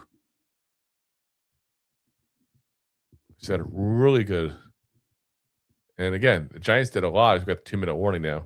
Giants did a lot of trying to convince everybody that Carter learned something. He spent a lot of time on the film and blah, blah, blah. And, I never trust anything coming from team media as being accurate, but you're definitely seeing a better version of Abdul Carter in this game. You can also make the statement, though, that is it also potentially because he's been starting the last couple of weeks and getting more reps, he's getting more used to the NFL speed. I don't know. It's also possible. But good timing for him after having, being embarrassed. I'm literally, there's rumors about him, about them banning adult films in the building because of him. And obviously, again, that's a rumor and that's fake news 100%. Like that's BS. That's, sites just doing it to be funny and people ran with it and thought it was true. But the fact that people thought it was true tells you what people think about Abdul Carter and his maturity. Because I don't think anybody would think that's okay to do at work, obviously. And looks like the Texans, by the way, scored a field goal in that one. So they're now up 23-7. That was their end result of that drive. So Cardinals did a good stop there within the 5-yard line. Let's see if we get any more changes in the scores here. Looks like everything else is staying the same there. And first game to halftime looks like is that Eagles and Raiders matchup there. Everybody else is anywhere from 3 minutes to just about ready for halftime by seconds here. So, for ourselves at the 2-minute warning. So looks like everybody's going to be going to the halftime at the pretty much same exact time there. So, always wonder how they do that too, as a, like the Fox, like NFL people and that kind of stuff. Like, do you just delay the start of halftime for the later games? Like, you have to go over every game. I said, I would think that's what you do. I don't know. Curious now. The things you think about when you do this kind of stuff. But yeah, like I said, we got Giants potentially working on getting a stop here as they're in a long, yardage situation here for the Commanders. And the nice thing is they're also probably the best position the defense has been in field-wise. If the Giants can complete the stop here, the Giants offense can get the ball back with a chance to take the lead before halftime, which is just crazy considering how bad this Giants team has looked compared to the Commanders for much of this game. Now, the Commanders have looked great, by the way. It's all 100% a knock on the Giants the way they've looked. So, all right, let's see. Let's see if we can get a rolling here. So, again, 2-minute warning. Both teams have 2 timeouts left. Ball is about the 11-yard line, it looks like, here for the Commanders. See if they line it up a little better. Yeah, 11-yard line. 3rd and 22. And it's interesting is they didn't go for the first down when they were in field goal range. They've got the wide receiver spread out. They got like 3 on the bottom of your screen, 1 at the top. Plus, they got the 1 running back there next to Mariota. It looks like they are going for that first down. You would think they just want to run it potentially, which is what they're doing. Okay, there we go. But I say it makes more sense to run it, make the Giants burn a timeout. Giants get the ball back with 1. So about 5 yards they gave up there on 3rd and 22. So be 4th and 17. Giants will have 1 timeout left. As Kafka is getting his headset device looked at for some reason. That's been an issue going back to the Joe Judge days of his headset issues he used to always complain about. But again, this is the chance for the Giants to do something here, actually get a lead, or at the very least be down by 3 and say, hey, we missed a field goal. If it wasn't for that, we'd be tied right now. Kind of a moral victory there, But a non-moral victory, Abdul Carter, like I said, the big break up there on that run, sack earlier in the game, jumping over the line, trying to block a field goal before. This is a different Abdul Carter, guys. This has been a different Abdul Carter. All right, here we are. The punt is up. Deep, deep, deep punt. Taken by Javon Holland. He's going to get swung back around, and this is not a good return, guys. He keeps moving backwards. Luckily not by a ton, but he's moving backwards. Ball goes down to the 24-yard line. Why the hell is Javon Holland, not the guy you want apparently doing punt returns. And I get it, Gunnar Olszewski can't play, but don't tell me you can't get someone better. Why is special teams always such an issue for the Giants? Always an issue. It's just absolute insanity. So, 1st and 10. Theo Johnson, they're spotlighting him there on the screen. Be interesting. He hasn't really been involved much, but you expect him to be part of it. See here with a game, quick drive here to see if they throw it to him. And Dart running out of traffic there. Almost got sacked. Just throws the ball away on 1st down. And this is why is Holland getting time as a punt returner. Yeah, because again, it's Gunnar Olszewski's out still with a concussion from a couple weeks ago. It's Von Miller, by the way, guys, who's seeing it on the screen here with a nice spin move getting around Illuminor. That's what caused that. Savvy veteran move there. Not who he used to be, that's for sure, but still a decent player. So 2nd and 10 for the Giants here. Let's see. And again, Von Miller making it around, but his time he succeeded. I don't know if he got the full sack, but he stopped him. Deron Payne at pancaking him at the end.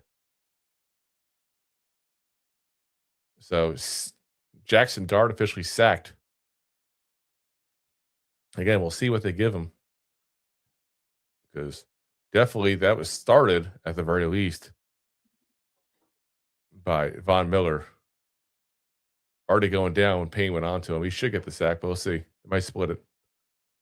All right, here we go. 3rd down here for the Giants. And a very non-impressive 2-minute drill here so far. 3rd and 18. Giants got to go for the big play. As they're showing for some reason the touchdown from 5 minutes ago. In the game 5 minutes ago for the Bills. I love this show plays that happened half an hour ago. Let's cut out this live game. We talked about something half an hour ago. 3rd and 18. And now it's moving up front. I don't know if it was Illuminor or it was on the defense. We'll find out. But Illuminor gave up the sack. Let's see. So, yeah, 5 yards in the Giants there. So 3rd and 23 now. Anthony says, Lou is pissing me off. Yeah. And he put that comment before the false start. Here we go. 3rd and 23, Jackson Dart, shotgun formation. Tossing it to Wan'Dale Robinson almost at the line of scrimmage. Like there was no way in hell that was going to be a 1st down. Yeah. Bad play call there. Any momentum you had from stopping that, gone. The defense getting the stop. Offense getting the touchdown. That was about as bad as a 2-minute warning drill as you could have had. Really bad. So, yeah. Again, we're used to it. We're Giants fans. We're used to it. So, is what it is. Is what it is. But yeah, that's yeah, this is 3rd and 23. What the hell's going on with this play calling? Yeah. They went safe. Should have gone for a deep route. I mean, you have Darius Slayton, very good at deep routes. You have, Wan'Dale Robinson, who can get past 2 yards to the line of scrimmage like they've been doing. Now we'll see. But here's the punt. And Giants again missing tackles left and right. We got punt return, looks like for a touchdown coming up here, but there is a flag. Hopefully it's against the Commanders. We're going to find out.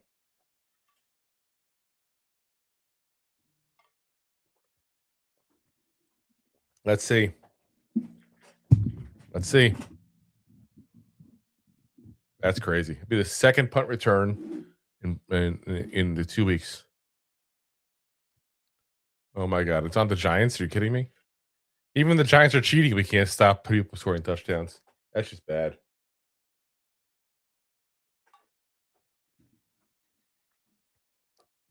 Look at this.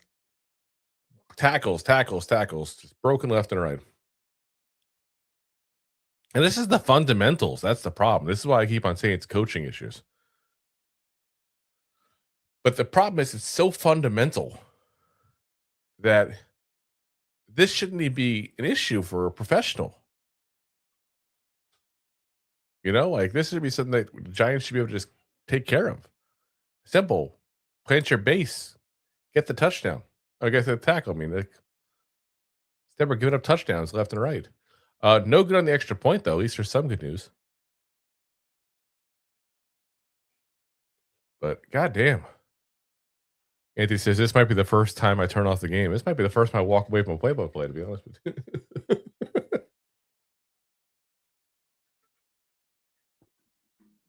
I mean, this is pathetic. The Giants aren't even caring anymore. You can tell. They've quit on Kafka. And quite frankly, the coaching staff quit on them when they're doing things like, tossing it 2 yards off the line of scrimmage. Or a 23-yard need. You wanted 20 yards to yak? Like, what the hell? Giants got to show some aggression here on offense when they get the ball back here. Gotta. And listen, again, trying to look at the bright side here. Giants losing here this week means that they still hold on to the that first overall pick. Not sure what it does to strength of schedule. We'll find out on that. But they still should hold on to that first overall pick, assuming that doesn't change because of strength of schedule, as the Raiders are also losing. But again, they're facing the Eagles, which are obviously a good record. The Giants are facing the Commanders, have a very bad record. So that should help us actually with getting a weaker strength of schedule. As kickoff goes out of bounds here for the Commanders. Again, really bad wind. Really bad wind.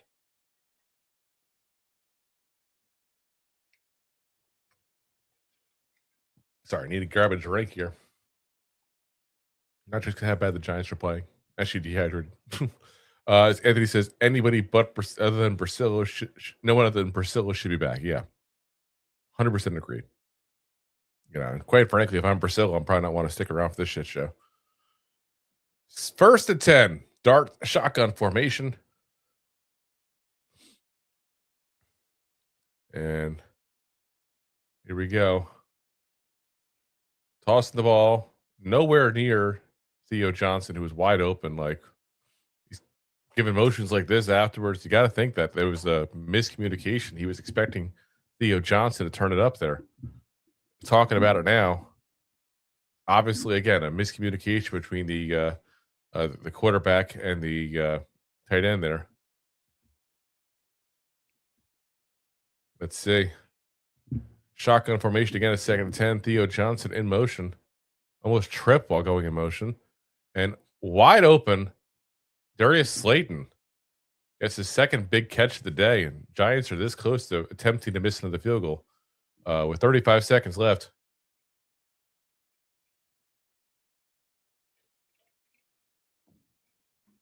Good pass by Darnold between two different defenders. Darius Slayton with his second catch.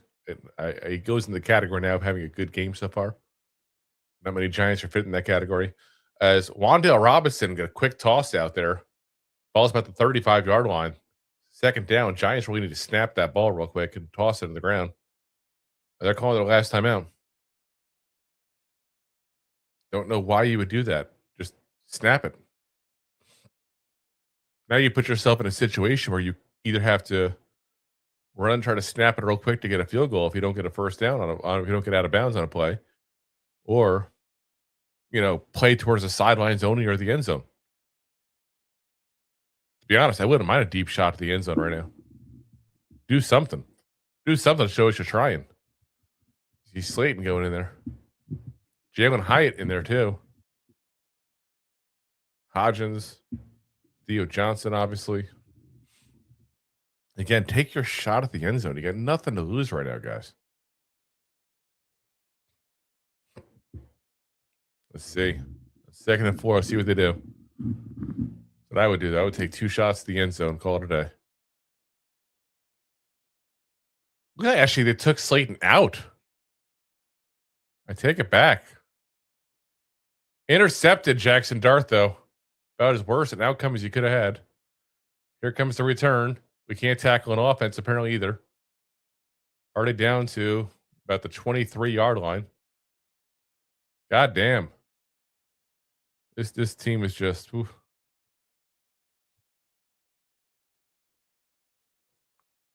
Just when you think it can't get worse, it does get worse.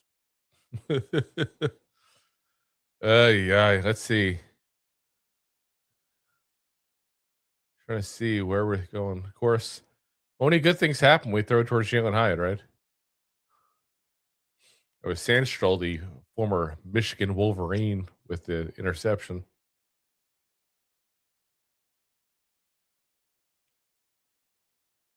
And I love to see the All-22 with actual replay. They're not showing. I want to see when, because Sandstrom got in front of Hyatt. I want to see, was he able to just push him out? Is that what happened? Or, what was the deal on that exactly? Because they said we've seen effort issues before with Jalen Hyatt. But why are you taking Slayton out in that game, that point?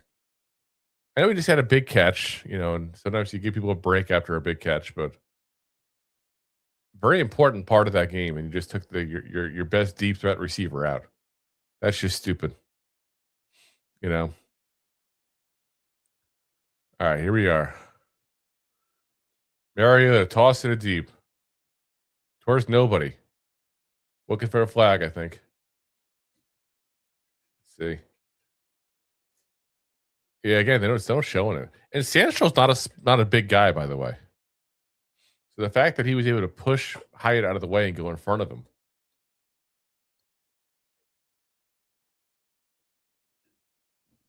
So 4 seconds left. So they're just going to go for a field goal here. 42-yarder. No problem for most people.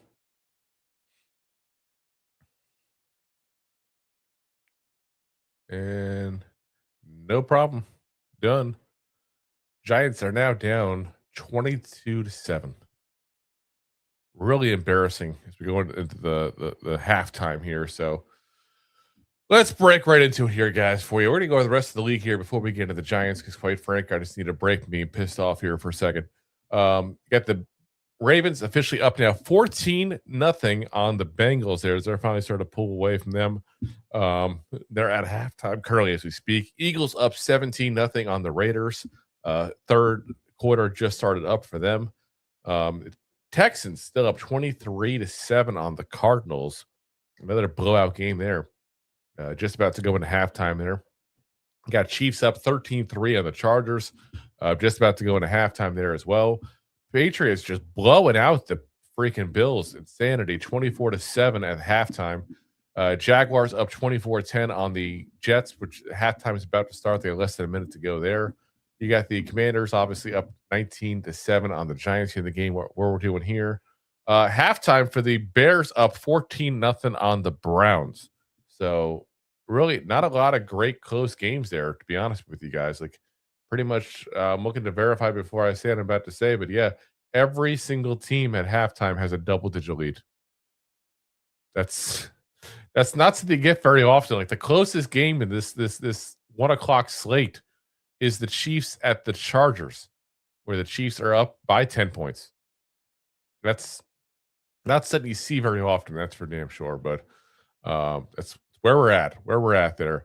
As I'm watching the halftime, they're showing actually Myles Garrett getting yet another sack in this season. Absolute insanity. He's going to tear that NFL record apart, I feel, when it's all said and done. It's amazing how slow start he had in the season, too. and then all of a sudden just beasting it with like 3-4 sacks a game for multiple games, and it's just insane. Such a waste for him on the Browns, so that's for damn sure. But he took it. He took the money. He said he wanted to leave and then took the money. So it is what it is. He dug that grave. He can now sleep in it, all right, let's get into the matchups here. The Commanders, like I said, they're up 22-7 on the Giants. And quite frankly, this has been a goddamn embarrassment for the Giants. I think you've seen the defense not be able to stop the run as usual. You've seen special teams be an issue as usual. The one thing you have seen unusual is Jackson Dart has not looked very good in this game. Seeing he's missing guys that are open. He's getting a little more pressure than usual, which is bad for the offensive line.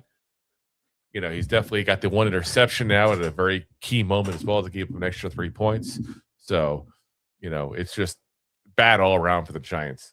And I have a feeling that the Commanders have given people the blueprint on how to not make it a close game against the Giants. So there's a lot of teams we played very close that are, much better than us. But this is one of those times where they're seeing how to do it. You just run the ball against the Giants. The Giants can't stop the run. You want to get the game not close with the Giants, run the goddamn ball. And that's what they're doing. And this is the second time in the last 2 games that the Giants have been just utterly outmatched. Ever since we fired Shane Bowen. Who would have thought the team would get worse firing Shane Bowen? That seems to be what's happening. That's crazy. Like, is that a statement you ever thought you'd hear me say? But again, we picked the wrong guy. Why the hell are we picking a guy who's never been a defensive coordinator? Like, that's absolute insanity. He's in over his head, and it shows. This team has not gotten better. It's gotten worse. And what do? You fire him now, too? Like, you're kind of stuck with him for the next couple weeks. But on the plus side, that first overall pick looking better and better. Oh my God. Like I said, it just doesn't make any sense. That's for sure. And I love to pinpoint like, here's this one thing we're doing wrong. Here's this one thing they're doing right. No, we're doing every goddamn thing wrong, basically. There's no other way around it. The Giants are basically doing every single goddamn thing wrong. It is what it is. There's no other way to say it. So here's the stats we're on so far here for this game. I'll get you guys the Commanders first. Mariota, 5 of 11, 80 yards. So again, he's not tossing the rock and embarrassing us. They've learned to throw the ball. Ja'Cory Krosky Merritt, who I said going into this game would potentially have a really good game against us. 8 carries, 60 yards, and a touchdown. 7.5 yards a carry, guys. That's bad. Marcus Mariota, 5 carries, 32 yards. He's gotten out of the pocket under pressure very well. You got Jeremy McNichols with 8 carries, 15 yards. He's been the only guy the Giants can stop. And every time he gets in, it's a yard, and that's it. Every time Krosky Merritt gets in, it's 7-8 yards. So, doesn't take a genius to figure out that maybe just sit McNichols out if you're the Commanders. Noah Brown, 28-yard catch. That's the crazy part. Nobody has more than one catch. I should have just said it off the bat. No one of the Commanders has more than one catch. So a 28-yarder for Noah Brown, 19 yards for John Bates, 16 for Jeremy McNichols, 14 for Deebo Samuel, who's looked bad in this game, by the way. He's had 3 times he was targeted. The other 2 times he didn't catch it. Bobble. Almost became a turnover for the Giants there. And then 1 target with no catch for Jalen Lane. 1 catch for 3 yards for Scary Terry McLaurin. On the defensive side here, you got Frankie Louvi, who's got 2 catches, 2 assists. Quan Martin, 2 tackles, 1 assist. Bobby Wagner, 2 and 1. Zur Von Newton, I always mispronounce his name there. I remember him. We came out a couple years ago at Clemson, if I'm right. 2 tackles. Von Miller, he's officially got the sack on Jackson Dart, that one on that horrendous, attempt there to get some points towards the end of the half there. So, and he's got around a couple times, caused some pressure too as well. So he's actually looked like one of his better chances I've seen to see him play this year, that's for sure. Jackson Dart, 7 of 16, 71 yards with the 1 interception, a 31 QB rating. 31, not good. Tyrone Tracy, like I said, he's been the one guy that's looked pretty good in this game here for the Giants. Actually, I should say him and Slayton. Tyrone Tracy, 8 carries, 38 yards, and that 1 touchdown. So that was 12 yards and that 1 touchdown there. Jackson Dart, 3 carries for 34 yards, including a 29-yard run. Again, not seeing him playing safe here. I know Anthony in the comments are disagreed, but I thought he should have taken the slide, not try to go with the extra yards, take the slide. 1 carry for Devin Singletary for 3 yards. On the receiving sides of things here, you got 2 catches for 38 yards by Darius Slayton. Both pretty decent runs there, obviously. Wan'Dale Robinson, 3 catches for 26 yards. He continues trying to get that 1,000-yard season there. 1 catch for 6 yards for Theo Johnson. 1 catch for 1 yard for Devin Singletary. Bellinger and Hyatt both got thrown to. Haven't gotten a single catch yet. Abdul Carter leading the board. Having the best defensive game of anybody on either side of the football field right now. 4 tackles, 2 assists, 1 sack, 1 forced fumble. I don't have this in front of me, the official stat, but I believe it's 2 tackles for loss in the run game even too. So, like I said, he's looked really good. Tyler Newman, 3 tackles. Roy Robertson Harris has 2. Bobby Okereke, 2 and 4 assists. Dane Belton, 2 and 3 assists as well. And also another forced fumble. He got a forced fumble on that run by Krosky Meredith there. Again, neither fumble did we recover, but we did at least get 2 fumbles. It is what it is. And then let's see here: 2 tackles, 2 assists for Darius Muasau, and Paulson Adebo, 2 tackles and 1 assist there as well. So, but again, nothing's looked good for this Giants team, except for Tracy, Slayton, and Carter. 3 guys. That's it. That's it. Everybody else has looked really bad. And I wish I can give you guys better news or some kind of hope for this to turn around. And who knows? Maybe it does. It's not like they were getting, it's impossible to come back from, 2 scores. But I don't know. Anthony says Robinson has looked good. Robinson looked as usual. I'm looking for somebody who's stepped up. 3 catches, 26 yards. I'm not going to give Robinson a looking good. Begins the game at 52 yards. Not bad. That's kind of what we expect. Now you can make the claims that as I see already make in the comment section, is not being used right, but I won't give him the good game for 3 catches for 26 yards. Not quite enough. Not quite enough. So, all right, let's see here. So hopefully I have some other games coming out here soon. Because quite frankly, there's not really much to talk about this Giants team right now. How many times you guys need to hear me say they suck? So it is what it is. I think what I might even just do is turn Red Zone on for you guys here soon at this point. Because quite frankly, I don't want to watch this crap much longer myself even. And that's bad. It's bad when I'm I don't, I'm not going to say I'm the biggest Giants fan of all time, but I'm a huge Giants fan, obviously, we do the show. And I'm at the point where I didn't want to watch the damn game. So, like I said, that's what I'm going to do. I'm going to go ahead and put the Red Zone on. See what we got. So, let's go for it. As they got the Patriots that are starting to drive here against the Bills, 1st and 10. And lost about half a yard. And they're moving off to the Eagles at the Raiders. And he says, yeah, I've never been at this point. I've never stopped a game before, but if we don't score in this next drive, I don't know if I can keep watching it today. Yeah, like I said, I'm with you. I'm not going to lie. I might even just stop the stream here. Why should we keep putting this effort in when the Giants can't put any effort in? It's almost like they are tanking to keep that 1st overall pick, which, like I said, again, I'm not even going to hate if that. I wouldn't be mad if that came out. I wouldn't be mad because, quite frankly, to me, that's the best thing for the franchise.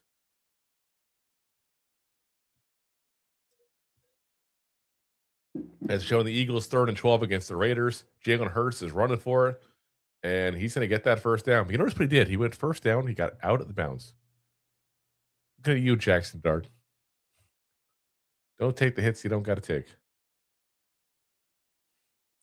So, talk about a get-right game is what this is for the Eagles, who have been really struggling here, playing the hapless Raiders there, as they're showing back to 3rd and 7 here for the Patriots against the Bills. Who, again, playing really well against the Bills there, but not on this drive as Drake May just got sacked. So they got 4th down incoming. Anthony with the 1999 super chat. He says, they might suck, but you don't, buddy. I appreciate that. Appreciate that. I always support, and I do appreciate it. Yeah, like I said, I really starting to wonder if that's what's going on. And I hate to even think that, but I'm really starting to wonder if that's what's going on, is that this Giants team is just, they officially are tanking. And they may not want to say it publicly. You know, John Merrick took a very offense to it. But how else do you explain the way the Giants are playing? The fact they have 2 experienced defensive coordinators, then they just put somebody who's absolutely inexperienced in as defensive coordinator. Like, it's too much. Doesn't make sense. So, you know, it is what it is. It's where we're at. Just, let's see here. But it looks like they're about to restart the game here. Now they're going off in the red zone to the Browns. Shedeur Sanders deep bombing it, but nowhere even close to the receiver. It's like 5 yards away. That's how bad his throw was. He says, anytime. I don't think they're tanking. You think all the interim guys are drowning. Yeah. And this is what I'm saying. You have to have people able to take over. And I'm going to say it this way. Like, it's not even like, what if I get fired? Like, I get why, like, why would you hire your own potential replacement? That kind of mentality. But let's say, for example, if Brian Dable wasn't able to coach 1 week, something crazy happened, death in the family. I'm not trying to put this on somebody, but you know what I mean? Like, death in the family, emergency surgery, like, stuff has happened before. By the way, he's got another touchdown for the Eagles. You need somebody who can actually take over your job. Or even like as a first-time head coach, have somebody who can give you advice. As the Giants, by the way, returning the kick right now, get down to the 34-yard line. Again, Deonte Banks, it was so close to slipping out, by the way, for a potential long return, if not a touchdown. Got tripped up at the last minute. Might be Banks' best role in this team going forward is just return guy. Just so sad, but that's where we're at. But like I said, this is why you need to have an experienced coach, and the Giants just didn't do that. And I'm not going to say you force a guy on them like the Giants did with, you know, Joe Judge getting forced to have Jason Garrett. Like, I wouldn't want that, but make it like, hey, you need to have some experience ready to go, just in case something happens to you. You need someone to bounce ideas off of. Obviously, that conversation was not had with Brian Dable based on his staff. All right, here we go. Jackson Dart rolling out, tossing it. Darius Slayton going to get about 5 yards here to start this second half. So,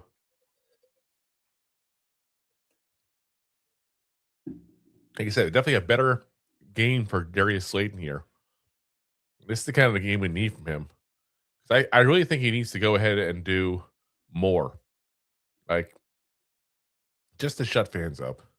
Like, I'm okay with what he's been doing. Oh, big tough run by Tracy. Like I said, he's going to be a little shy of the 700 yards if he keeps up the way he's been playing. But what he usually does about 700 yards. If we're expecting more, we're expecting what, 1,000-yard season out of Darius Slayton. Like, that's not what he is. I always stick up for Slayton, though. I'm a Slayton guy. I admit it freely. 1st and 10 here now for the Giants. Ball's about the 34-yard line. Should be another run coming here. Fake the handoff. Jackson Dart. Jackson Dart's going to run it, so I guess that was right after all. He slides. He slid. He slid. There we go. We got a flag in the play, though. Out at midfield there, so it's usually going to be on the secondary. Looks like Hamilton's flipping out, so it's going to be on him. Yep. Got caught with the contact there. Illegal contact on Hamilton. Who's pissed. He's flipping out of the ref. Let's see the replay. There's that call you wanted, Anthony. There's that call. May not be a DPI, but it's still bad contact. Here we go. Ball's now about the 46-yard line. Wandale in motion towards the top of your screen. Shotgun formation for Jackson Dart. And there we go. Nice lob pass to Theo Johnson for a big, big screen. Finally. Whew. Why are screens not a bigger part of this offense, guys? I feel like this is what Kevin Gilbride needs to go in and talk to these Giants. And like I said, a really funky pass to get it over to him, but he did it. It worked. The Giants have been really good when they have done screen plays, too. I don't know why they're not using it more often. It's a simple play, and it's a great thing to do when you're trying to get an offense going. So first down again for the Giants. Let's see. Ball is now by the 30-yard line. Jackson Dart under center, single back set. Fakes the handoff, and he's going to toss it out. Let's see, looking for a flag on Hodgins there. Hamilton was on the coverage again. I think they're just targeting Hamilton because of the fact that he's clearly overly handsy. Let's see. Yeah, no, I mean, that's clean. That's clean. So second down. We didn't look back, he called it, but he looked back. That's always the rule.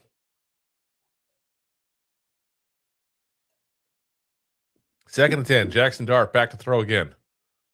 And tossed it to a wide open Wandale Robinson for a first down. It's going to be about 11 yards or so on that play.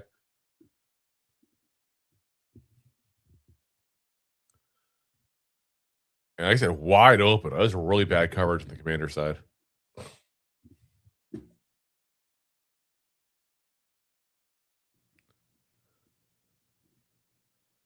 If he says that's not clean, he has arm down the whole time. He still has had his head up. That's the general rule. If your head's up towards the ball, looking at the ball, they're not going to call it usually. That's how you get away with it. I don't know why. Just the way it is. First and 10. Jackson Dart back to pass again. They really are having him pass a lot to start the second half. Is that a catch by Tracy? Wow. Great catch. Touchdown. Here we go. Here we go. All hail the New York Giants. They heard you, Anthony. They heard you, Anthony. There's your touchdown. There's your touchdown. Look at this catch again. See the replay. I'm Bobby Wagner, by the way. It comes back to the ball and just perfect. That's a perfect pass, too. Jackson Dart threw in the one spot he could have gone. He threw it right behind him because he knew Wagner wasn't looking and Tracy was. And extra point is good as well. Giants officially down by one score now. 22-14. Look at that. Whew. It's a great catch. I'll take it. So, all right, let's see where we're at here. The rest of the scores around the league here.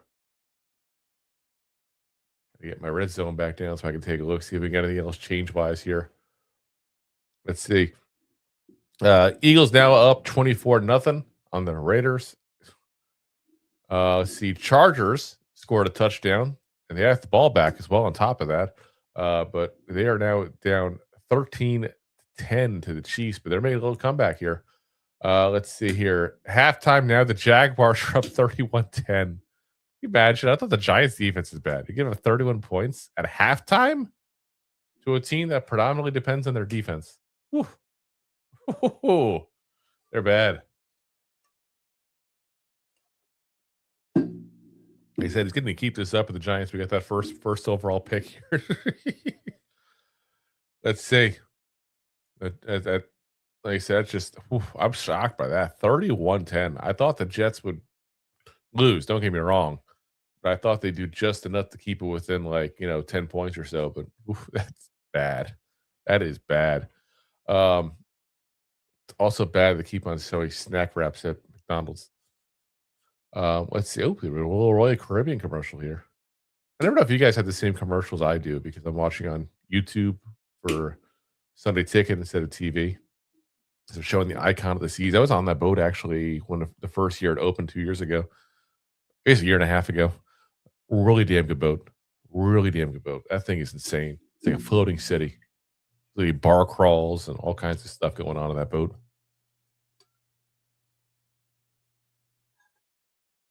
All right. Come on, let's get back to the game here. Way too many commercials as usual. Trying to see if anybody's about to score here for you guys.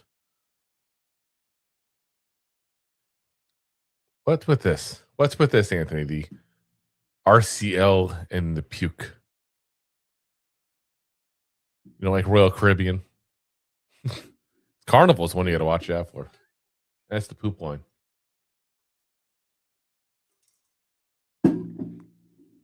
All right, here we go. See Jackson Dart bumping everybody afterwards. Kickoff is up. And it's going to be returned. And it's going to be a big return of the way things are going. Oof. Well, finally out around the 30-yard line. There's a flag on the play. I got to think the flag is going to be against the Commanders just to how long that return took to do. We're going to find out. Block in the back. Told you.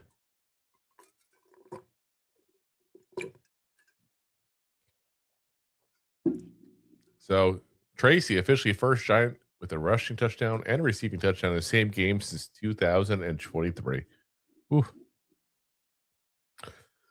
Anthony says, I don't know. I'm a Norwegian guy. I didn't ask for your nationality.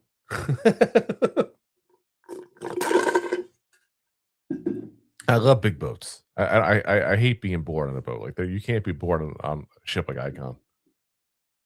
I'll take the big boat. All right, here we go. So ball's now at like the 10-yard line because of the keep finding fouls in the spot of the ball. So defense is put in a really good position, but they're going to run. Watch, they're going to run and run and run. And Giants defense going to give up about 3 yards. Sad, it's not bad for the Giants defense. Noah Brown officially out with a rib injury, by the way. No word if it was a McRib or just a regular rib. Anthony says, I agree with that, but NLC has huge ships too. I'll convert you. They're not even nearly the size of these Royal Caribbean ones. Go on Icon.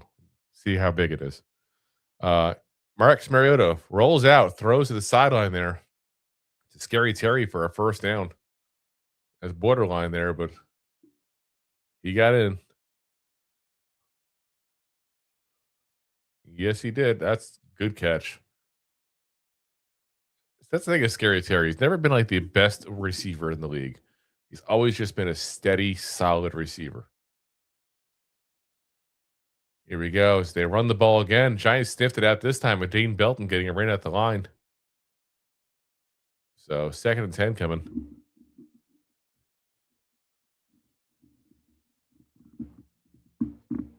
So Giants, at least so far, hate to jinx it, doing a little better against the run.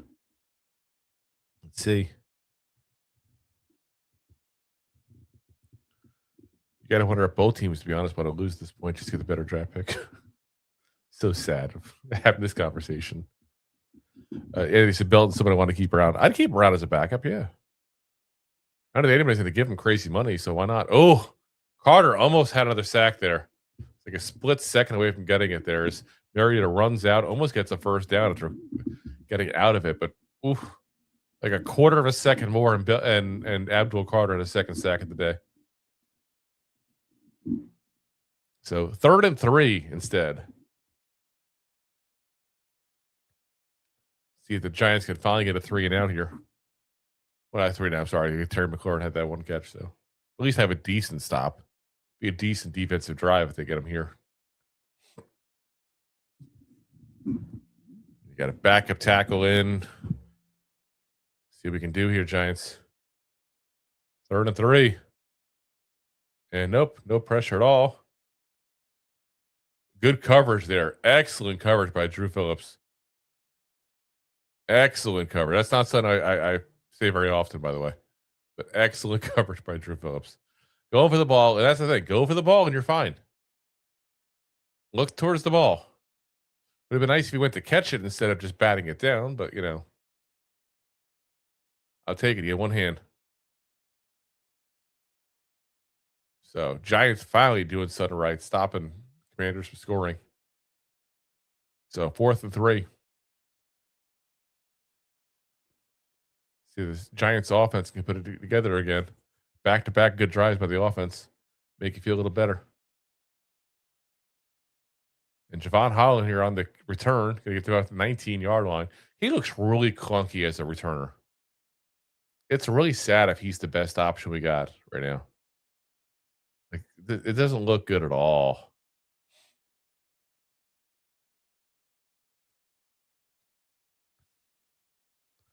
All right, here we go.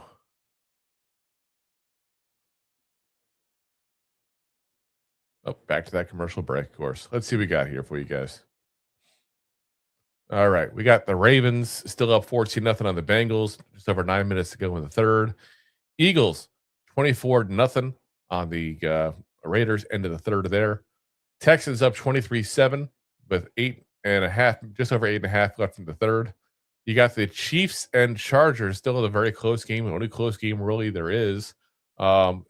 Chiefs up 13, Chargers 10. 10.5 minutes left to go in the third there. Patriots and Bills, 3.5 minutes left to go in the third. Patriots up 24-14. Jaguars and Jets, that's still bad. 31-10. I still can't believe how bad that is. Just under 11 minutes left to go in the third. And you got the Browns again up. Bears again up 14-0 on the Browns. Just over 9 minutes left to go there. So, all right. See if we can get back to this action here. See if anybody's even close to scoring here. The Chargers actually first and goal from the 10-yard line. So that's the one spot we got there. Let's see if I can get that rolling for you guys here. I'm going to see if I can pull it up. At this point, that might be more exciting to watch than the Giants, unfortunately, but it is what it is. Let's see. If I can pull up the red zone real quick. It takes like 10 steps now to do that. The downfall of watching things on the internet instead of actual TV. Nope, they're not even showing it, so let's see. At least the Bills might have just scored, though. Let's see. Refresh the screen here. Yeah, Bills scored. That's a tight game now. That is officially a tight game as the Patriots are up 24-21 now on the Bills after the Bills scored again. So, something there. And Jets just got a field goal. So they're down 31-13. I wouldn't call that a comeback, that's for sure. And then the Browns got themselves on the board now as they're now down 14-3. So again, a couple minor changes there to the scores here. Just a couple minutes there. And this is, I don't know why we don't have Banks back there. Yeah, Banks should be the guy to return punts. Like, why would you not? And he looks better as a kick returner than anybody else has so far, minus Oshevsky, obviously. So, why not throw him back there, see what he can do? So, all right. 1st and 10 here. See if the Giants keep on passing the ball, which is what I would have thought they would have done at the beginning. Pass, pass, pass. Got no corners, got no pass rushers. Pass, pass, pass. And instead, they're doing a run, but Tracy's having a decent game here. Gets about 5 yards to start there, maybe 4. Let's see. 2nd and 5, yes. They give him 5 on that one.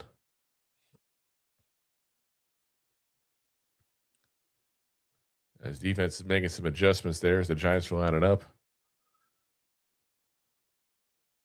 Shotgun formation. Tracy definitely moved. There goes the flag. He knew immediately. 5-yard penalty. Undid the entire run he just had. So 2nd and 10.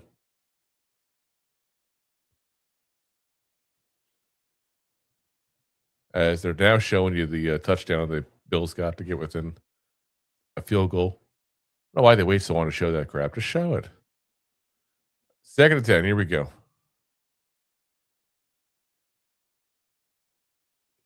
And Theo Johnson in motion. Shotgun formation again for the Giants. Theo Johnson in motion again. Going towards the outside. That usually means that's who they're going for. Let's see. Dart's running instead because he's got guys on him. Again, not taking the goddamn slide, taking the hit. This is ridiculous. Like, at what point does he listen to these guys? Obviously, he doesn't respect the coaching staff. I know they say, "Oh, this has always been forever." Nobody's forced him to change. They've allowed him to be this way. 3rd and 5.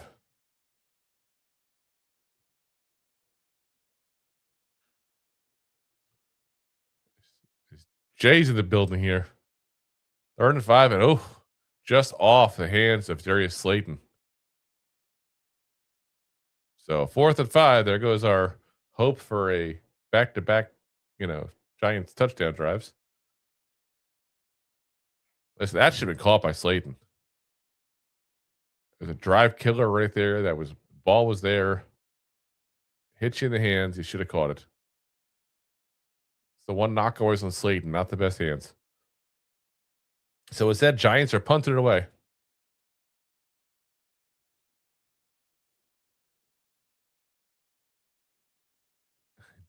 Yeah, that's why I only Slayton. I get it, but the problem is that the Slayton drops the ball. So we have 5 guys on the team that drop the ball all the time. Wandale doesn't have the best of hands. Knock Neighbors for a sudden. He's dropped some balls. Theo Johnson dropped some balls. I mean, if you had just Slayton doing it, it'd be one thing. But the problem is you have half the team. I can't put that on Slayton. I got to put that on the team as a whole. So, all right. Jay with the 49 super chat. He says, bro, boo. He says, is that what it is at the end of the day? TrueCast. As Anthony says, Hodgins doesn't. And they're talking about Abdul Carter says, I saw him get the sack and tackle for loss by Flores. 2 tackles for loss he had. And even on a field goal, he jumped the line trying to get the block too as well. So like I said, Carter's had a really good game. I feel like this one. So definitely nice to see because he's got the talent to do things. He does. Like it's just hasn't been showing up. He's been showing up today. So let's see if we got any more scores for you guys here.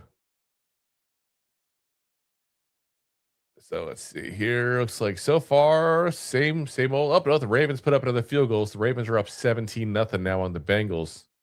I said it's been blowout after blowout, guys. Actually, it looks like the Chargers have scored. So Chargers and Chiefs are now both scored a 13 apiece with just under 9 minutes to go. So Jay says, if we win this game, I'm cool with winning out. If we lose it, I want number 1 overall. Yeah. Honestly, I want the number 1 overall. I'm not going to lie. I'm not going to front. Like, that to me is like, it just because of the fact there's actually quarterback needy teams and quarterbacks coming out. I feel like that's going to be a king's ransom scenario for the Giants to not need a quarterback and have the number 1 overall pick. Like, that's going to be a Herschel Walker kind of trade. You get like 3 or 4 first round picks and something else on top of that for like this. You can change your whole roster with that. Like you literally change a whole lot. Again, what matters is who we have picking the players, though. That's the problem. That's my only concern. Is do I trust Joe Shane to make that kind of, team-changing moves? Nope. Don't trust him. Got to go. So we need a solid GM, not just one that's okay-ish. Solid. He's not solid. I wouldn't even know if I call him okay-ish. I'm just trying to give him some credit because we do have some good players here because of him. We do got Jackson Dart here because of him. We do have Blake Neighbors here because of him. We got Tracy and Scattaboo and all those guys because of him. I don't know. Let's see. 1st and 10 here now for the Commanders.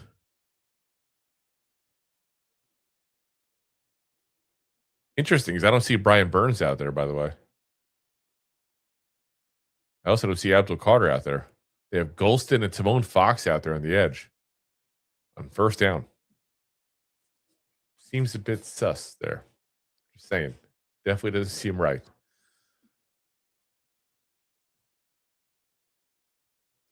See if we can find out more. That one's got me a little intrigued. Because like I said, why would you have to start the drive?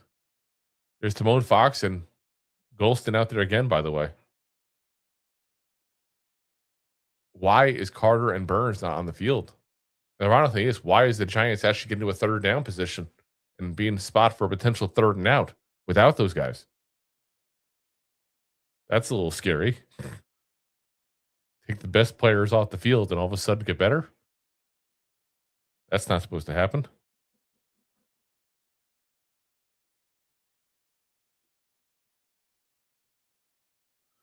Let's see here. Trying to see now if we see anything on this. As we got a deep toss on third down, but it is not caught. As we got 3 and out for the Giants here. Trying to see, like I said. Yeah, no, nothing I'm seeing. Okereke, by the way, and the pressure on Mariota that caused that third and out.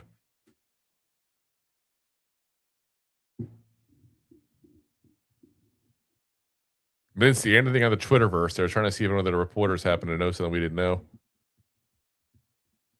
But yeah, they were back on third down. But like, why not the first 2 downs? Were they tired? They were just sitting on the bench.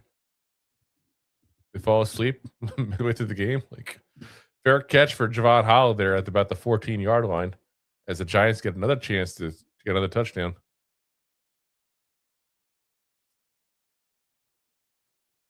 Like, let's take the best pass rushers off of our, off the field for the first two plays of a drive. Let's go ahead and just take our best defensive player off the field for the first 2.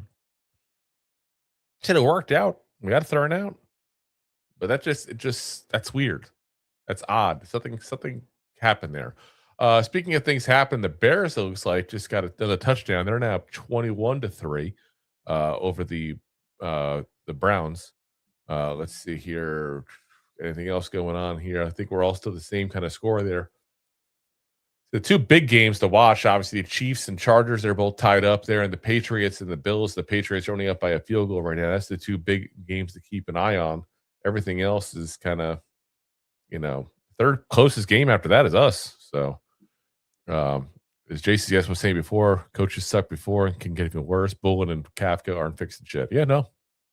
But again, this is why the next coaching staff, we need to preach having guys with actual experience. Guys who actually can go ahead. Not the guys that are career position coaches. Nothing wrong with that, by the way. But there's guys that are career position coaches, but they are. We need guys that have some experience that can go ahead and step up if they have to. Even if they're just sounding boards at that point. Someone who can just step up. We don't have that. Except on defense, we took Bullen anyway. I don't know why. Makes no sense to me at all. So, but, is what it is. Can't change it. They're not going to change it. They're going to keep it the way it is. It's too late now to make any changes. We do fire Bullen for the last 3 weeks. Put Manuel or Patterson in now. It's too late. It's over. It's done. Giants just suck this year again. So, Jason's, I don't know. All great coaches are first-time coaches now. I'm not saying as a head coach that I prefer somebody with experience. What I'm saying is to have somebody with some experience on the staff. You can't have all guys that are just career position coaches. So, all right, let's see what we got here. The Commanders about to take the Giants about to take the field.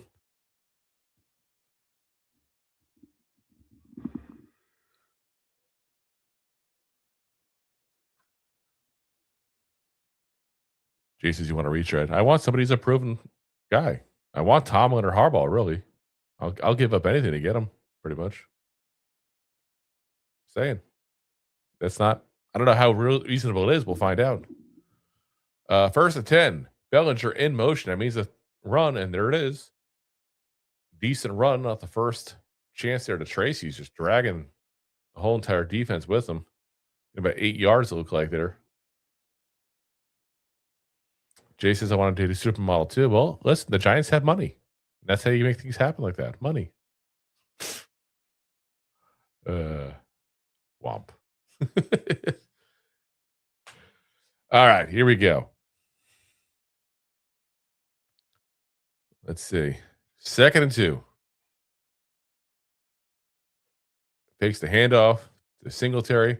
Toss it out to a wide open Darius Slayton for a first down. That's what I'm saying. Slayton may drop the ball occasionally, but he's open all the time.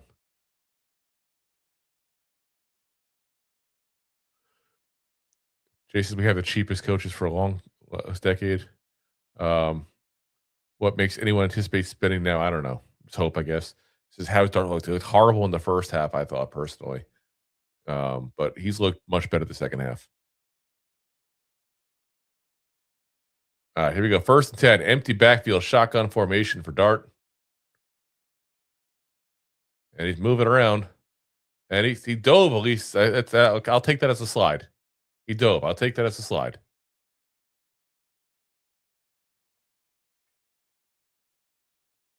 So here we go. Like I said, he at least made the safe move. He made the safe move. He didn't take the hit. 2nd and 5 now for the Giants. That's what I want to see. Protect yourself, Dart. The 1 or 2 yards you're getting, not as important as you had me out for the rest of the season, potentially because of another concussion. Hand the ball off. Delayed handoff. I think about 2 yards here. That was Singletary on the carry. So we got a 3rd and 3. There's doing a lot of stats they're showing lately, trying to show how good Dart's rookie season has been. It's been good. You know, most games with 90-plus passer ratings, tied for most rushing touchdowns through 8 games for rookie quarterbacks in NFL history. You know, 2nd in the league at most touchdowns per game and starts. Like, yeah, very good. I don't think anybody's questioning if Jackson Dart's been good this season. If they have, then there's insane. All right, another run. 2nd and 3. And let's say it's going to be just a 3rd and 3. I'm sorry. Let's say it'll be just short with Devin Singletary again. This is another question the coaching staff kind of scenario. Jackson Dart, I know you don't want to do design runs with him, so I get why you wouldn't do it with him. But Devin Singletary is not the running back to put in there for that. Tracy's the guy. Tracy's the better running back. Tracy's having the better day. 4th and 1, though. Giants are going for it. And you got Bellinger there as a fullback. I'm going to call for it's going to be a run up the middle by Jackson Dart. Let's see if I'm right. Nope. He's going to pass it. He's got all the time in the world. And then a wide open Bellinger. There you go. There's that safety blanket Bellinger. Give that man the ball more often. I don't understand why he's such a small part of this offense. He's such a good player compared to how we use him. But look at that offensive line really doing it. Yep, as JD said, love the pass protection. Yeah, they gave him all the time in the role. Somebody was bound to get open with that. 1st and 10. We're officially on the Commander's side of the ball. Too. The ball's about the 48-yard line. And quick toss out to Bellinger. Back-to-back catches, back-to-back first downs. There we go. Get Belly involved. He's another guy I wouldn't mind keep him back next year. I don't know if he wants to be honest, how little he's been used, but Bellinger is much more reliable than we've given him credit for. I don't know why the Giants don't use him more. I get it that Theo Johnson's the better player, don't get me wrong, but I don't think the gap between those two is as big as they're acting like. Shotgun formation for Jackson Dart there. Ball down about the 35-yard line. Fakes the handoff, and again, Bellinger. Looks like his 3rd first down in a row. Whew. I'm saying, get this kid involved. Why are we not using him? This time it worked out. I was saying before, the Giants were like, it worked. Let's do it again. It worked again. Let's do it again. But 3 straight catches and 3 straight first downs. All right, here we go. Ball's now about the 25-yard line. Bellinger in motion. And Tracy gets the ball. They get a good 5-6 yards. Very aggressive downfield blocking by JMS, too. You know, one thing that scares me is, let's say hypothetically the Giants get a touchdown here. We suck at 2-point conversions. Yeah, they're pulling. There's a flag on the play now. Some little back and forth afterwards. JMS getting yanked from the other team. What's going on here? Here we go. After the play, personal foul on JMS. Well, that's not cool. Finally getting some going. Let's see. There he is right there. Let's watch it.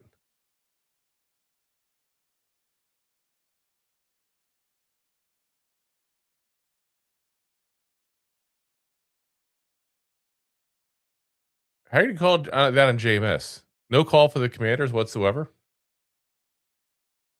That's an obvious.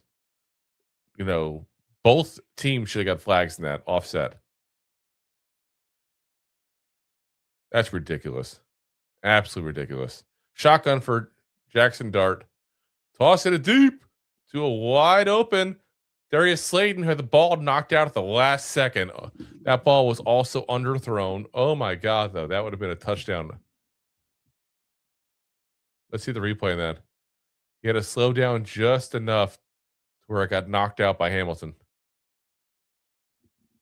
And he did so good to get that slow down to get that even be potentially catchable, because that was so not well thrown. Like, that was probably the worst throw of Dart's day. Oof. So close. So 3rd and 20.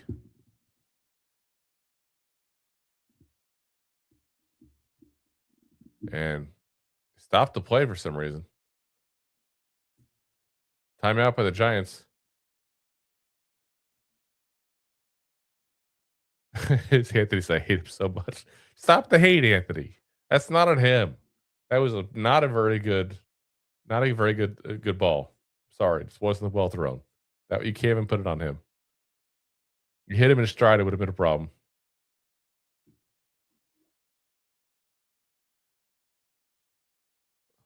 Look at that. Yards this quarter, 155 for the Giants, 33 for the Commanders.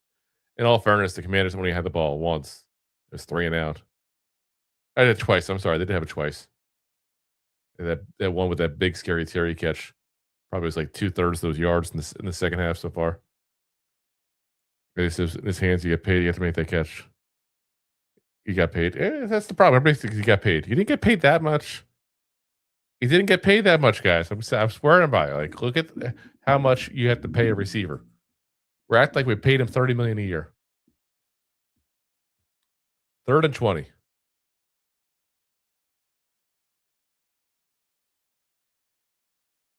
And they're running the ball. 3rd and 20. Let's run the ball. Are you freaking kidding me? Does that make any sense whatsoever? Like, we've already missed one field goal. Let's go for it again. The hell? Oh my gosh. Should have thrown to Bellinger again. It's the Bellinger drive. Ay. Anyway, let's see what we got here going on. We refresh here to make sure we got the most up-to-date stuff going on. I'm still trying to understand. 3rd and 20, we're going to freaking run the ball. That makes sense. That makes absolute sense. See, the score changes I'm looking for specifically. The two games we're really still looking at, the Chargers and Chiefs still tied up at 13. Patriots still up 24-21 in the Bills. Otherwise, really no change in the scores here at all. Jags still whooping the Jets' butts. Bears still whooping the Browns' butts. Texas still whooping the Cardinals' butts. Eagles absolutely spanking the Raiders.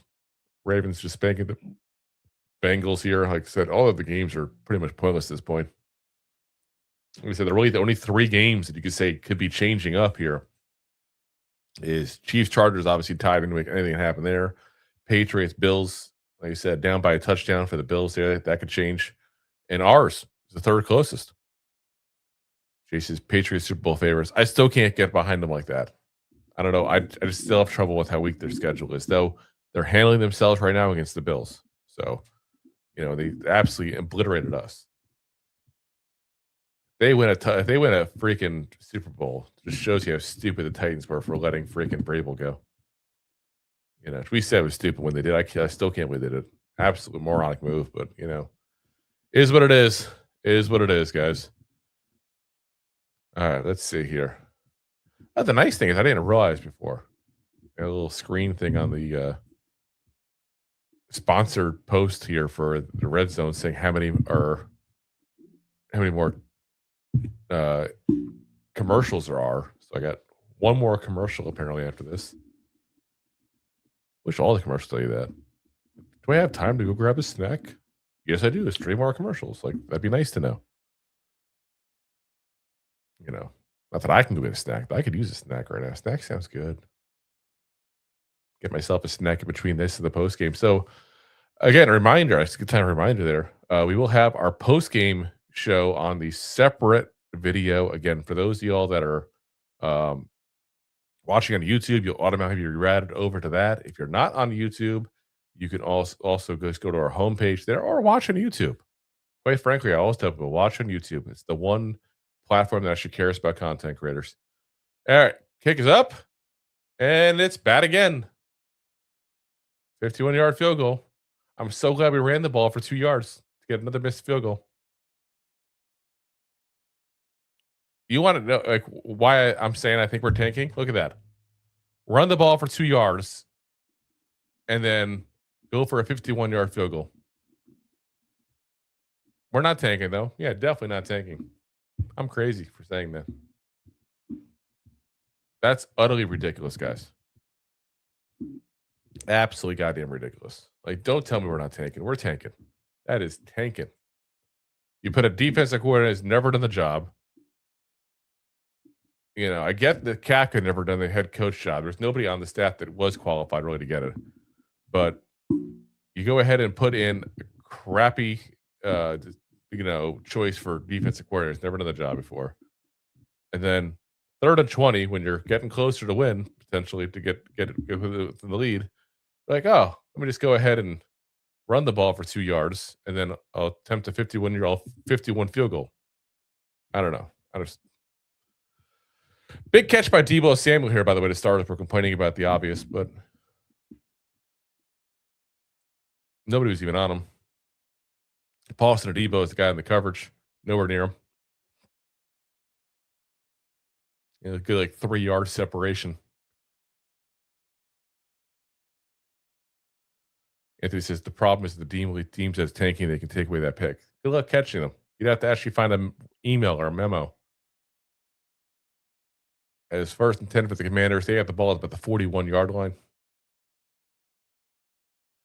As Jason used to be good a long time ago, kickers were like, oh, weird, man. It's like closures in baseball.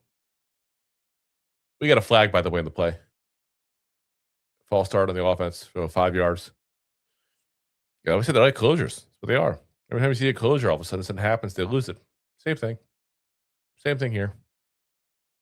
But for some reason, we picked one up that has been ruined, and we're just keeping him. I don't understand it. It's almost like we're tanking. Oh, my gosh. It is what it is. It is what it is, guys.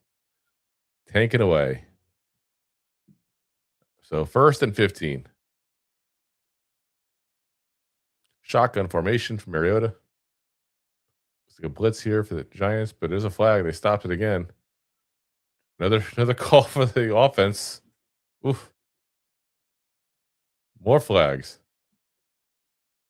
JC's you need it is what it is merch. We'll see. We'll see. At the end of the day. We have to we'll get t-shirts say, at the end of the day, it is what it is. The logo.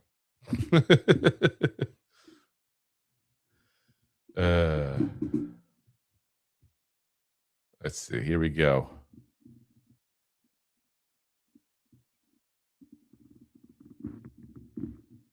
And Mariota going deep. Wide open, Scary Terry.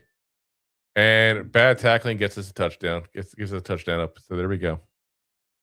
Any hope you had of winning, guys, just left the building. Now we have to get 2 touchdowns and a 2-point conversion. Like McLaurin, wide the freak open. Tackling absolutely horrendous. Let's see it right here. Cordell Flott initially on the coverage. He went off to go in Deebo Samuel. Dane Belton. This is what I said about Dane Belton. Every time it's a big play, good or bad, is Dane Belton. And again, I still don't mind having him back as a backup. Don't get me wrong. But when you're putting him in important drives on a guy like Scary Terry, he's going to not look good. So,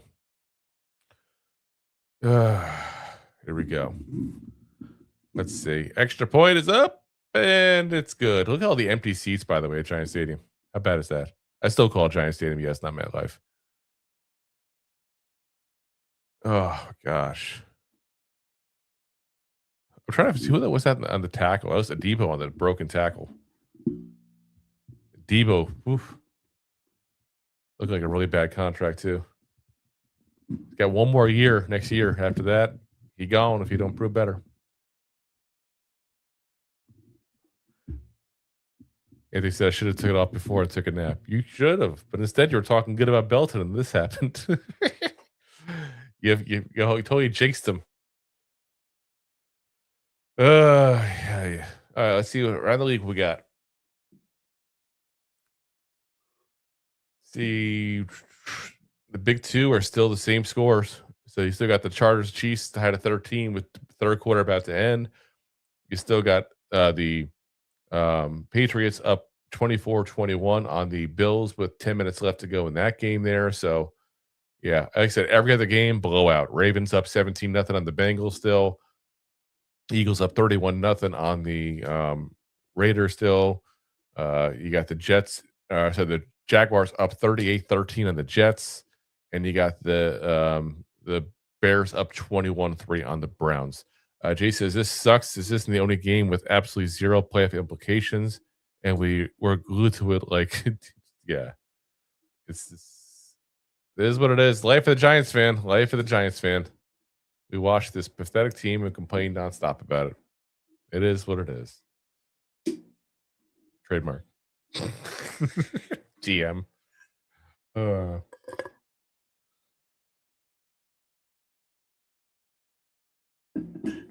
And we just buy more merch, apparently. They make more money. It's what happens. It's what happens. So, Jay says, it is what it is, and that's what it is. Yeah. It is true. I mean, we can't change it. The problem is we're not in a position where we can change it. So we kind of have no choice but to deal with it. It's either that or stop watching. Stop being a fan. That's the options. So, like I said, I'm just hoping that new GM get the first overall pick, trade back, get a ton of picks, and new coach, new GM, change this whole entire franchise around. And this is hopefully it's more than water in that cup, Drew. Well, yes, it is. It's whatchamacallit, the I'm drawing a blank on the freaking BS. Crap you add to the water for hydration. It's not alcohol. If I drink right now, it's not going to be a very good post-game show. All right, here we go. As the kickoff is up. Jason, I want Fernando Gonzalez to ball out when we get. Yeah, exactly. Yeah, make that first overall pick that much more worthwhile. So, he says, clearly we can't stop watching. You both said multiple times that we weren't going to keep watching this game. Yes, I even said point blank that I might go ahead and just stop doing the play-by-play. But at this point, it's already the fourth quarter. If I stop now, it'll be a 15-minute break, and then I have to go back in the post game. It is what it is. First and 10 here. Let's see if we get Jackson Dart some action here. I kind of like if we get Jackson Dart balling out and we still lose. We get the first round pick. Jackson Dart gets going to be a little, a little bit of time to learn a little more. It's got a quick route to Tracy here, getting about 7 yards on the first down. Get Dart some time, develop him some more, develop some of the younger guys overall, and keep on losing, and we get the first overall pick. Could do worse. So, he says just 2 touchdowns and a 2-point conversion, and the defense not giving up more points. Don't forget that part. As we got a quick toss out there to Tracy on 2nd and 3. First down made. Gets just short of midfield.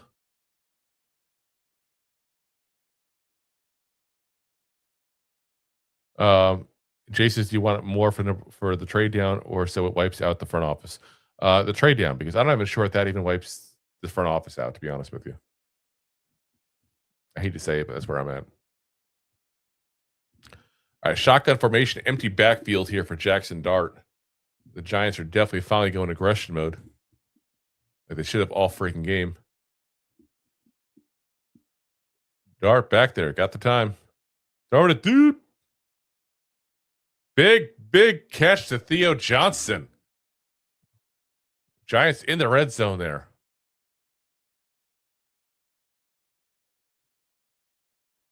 Theo Huxtable Johnston getting the catch. Let's see. Whew. And that was a perfect pass. Like, that can't be understated. That's a perfect pass.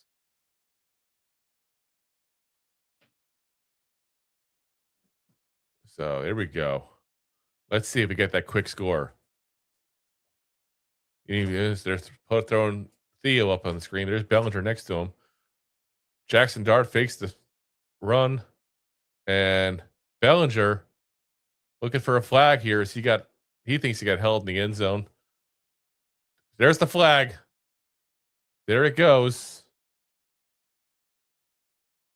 And it is going to be Giants 1st and 10 on the 1 yard line there.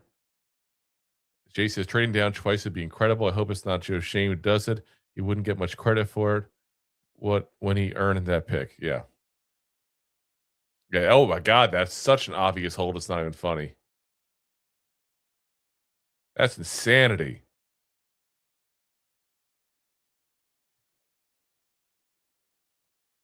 First and goal. Here we go. Singletary is the back. Jackson Dart fakes it and run. Why are we doing more goddamn design runs with Jackson Dart? Can we stop that, please? That's goddamn ridiculous. Oh my gosh. It's like, look at him. Now he's hobbling. Now he's hobbling. Thanks, Kafka, you fucking moron. You got to be fucking shitting me. This is ridiculous.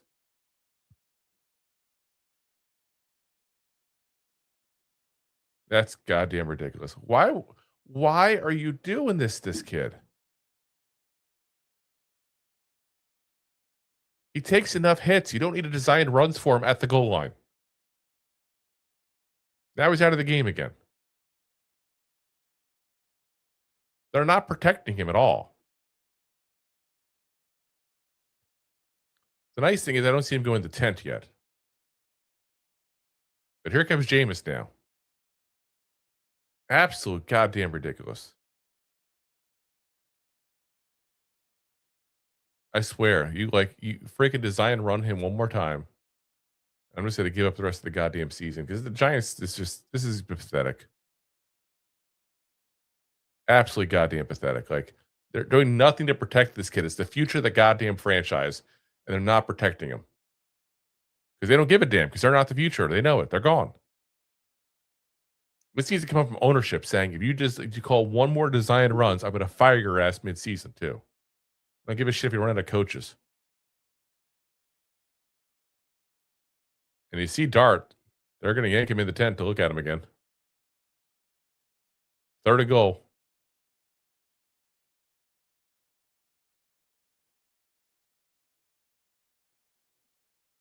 Absolutely goddamn fucking useless, this coaching staff. So now they move Wandale to the running back, put Tracy out. I was Singletary looks like actually on the outside. And fakes the handoff to Wandale. And nowhere near, but he had to chuck it quick on 3rd down. 4th down and goal, you got to go for it. You got to go for it. This late in the game.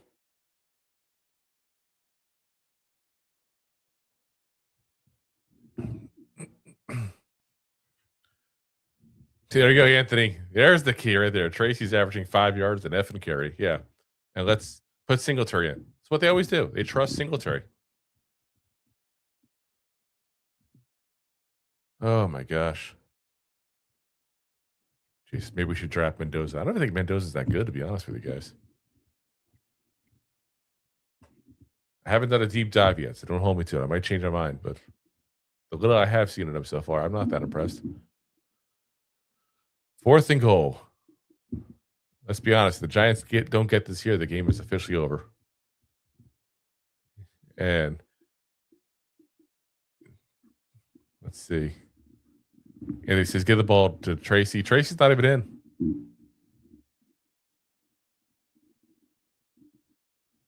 Tracy's not even in. It's Singletary in still. Jackson Dart trying to get back in. It just seems like there's like a half an hour delay between plays here, guys.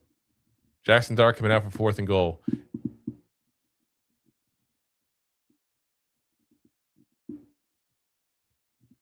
Let's see. 4th and goal.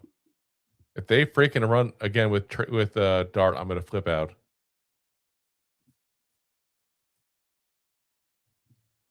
They do a design run with freaking Dart, I'm going to flip the hell out. Let's see. Here we go. Dart's in shotgun formation. Theo Johnson in motion. They're going to toss it. It's picked in the end zone. Are you kidding me? Flag on the play. What's the flag? Oh, no. Pass incomplete. So I guess the flag just fell off. Oh, my gosh. Yeah. This is seeming like a regular Giants game here. Kind of what we expect, right? There we go. There goes the game right there. There goes the game. So it is what it is there. It is what it is. No, they said the flag. I think the flag just fell because they said just a incomplete pass. So let's see here. The 2 big games. We got anything going on? Looks like nothing else going on here. Let me refresh just to make sure. For some reason, this does not refresh itself always. There we go. So Chargers have pulled out in the lead as they have a lead 16-13 now on the Chiefs. Now the Chiefs do have the ball though, 1st and 10 at the Chargers 16. So they should tie it up at the very least here shortly. Go back into tie with them. Otherwise, nothing crazy. The Bears are just going at crushing the Browns even more. They're up 28-3 now. Let's see. Yeah, just crush and crush. The Cardinals are putting some points up to at least make it a little more respectful. The score, the 33-20 now up the Chargers now. I mean, up the Texans now. So it is, getting a little closer. Get a little closer at least for them. So they kind of like us, trying to keep it within somewhat respectable, not with winning.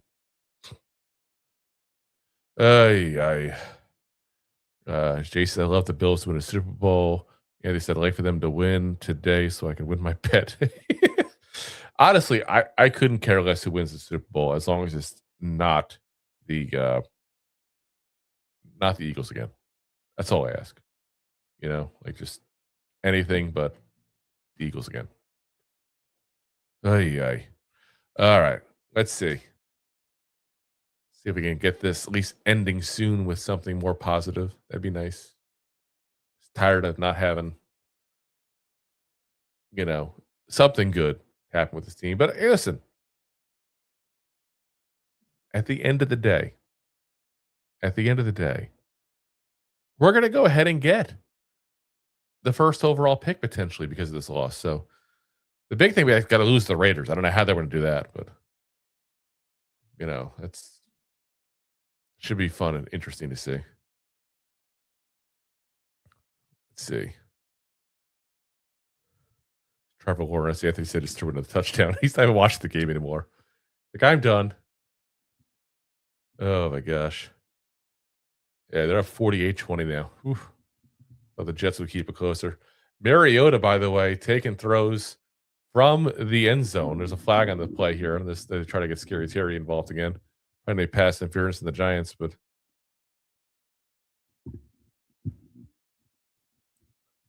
yep, and there it is on the Giants. Cordell Flott stayed in his case, but he got called for it. Let's see the replay. I don't have a problem with that one, actually. I don't have a problem with it. So, but yeah, this is just brutal bad game, guys. Brutal bad game. Yeah, I'm with you, Jay. That's not a pass interference. He was looking for the ball. He's allowed to be aggressively going towards the ball. If he's just being aggressive to prevent the catch, that's one thing. But if he's going aggressive for the ball, he's fine. That's the way it's supposed to be ruled. So, yeah. So, quick run out for the Commanders. And they're showing the low lights here, as we're going to call them. Showing the highlights for the Commanders. Jason, I'm down to get rid of Kayvon too. I don't know. I'm not against trading Kayvon at this point because if assuming Carter plays like he did today, the rest of the season, let's see how that goes. You got to think that Carter's going to replace him then, as the Commanders run for another first down. You're on 2nd and 6 to get 8 yards. But if I can get something good for him, then yeah, maybe I do it. But the problem I run into is like last year the contract. Okay, so get something for him. It's got to at least be a 2nd-round pick to get him. And honestly, I feel like the 2nd-round pick is that even enough? Like, like it's just, yeah. Jason's Belton seeing ass and elbows and all those TDs. I told you, Belton's part of every single bad play, as much as he's a part of every good play. And another first down here, as the Giants defense is clearly giving up.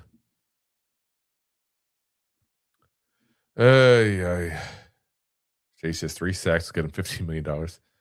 It's not the sacks. We say all the time, you know better. I know you know more football than that. He sets an edge. He gets some pressures. He's worth $15 million. You got to remember, $15 million is not what it used to be in the NFL. It's not. Now when you see guys making $40 million as a pass rusher. So, all right, here we go. First down again. Jason, what would happen if our defense had to tackle prime Terrell Owens? Well, he'd probably drop the ball like he did all the time anyway, too. You complain about drops all the time. T.O. was one of the biggest droppers. He was just always open. So you kind of forgave it occasionally. And he played through pain. All right, so 2nd and 3 now for the Commanders.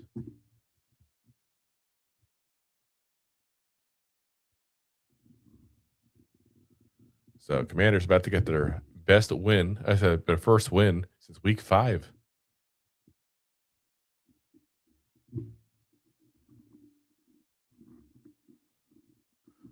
Here we go. And another first down for the Commanders.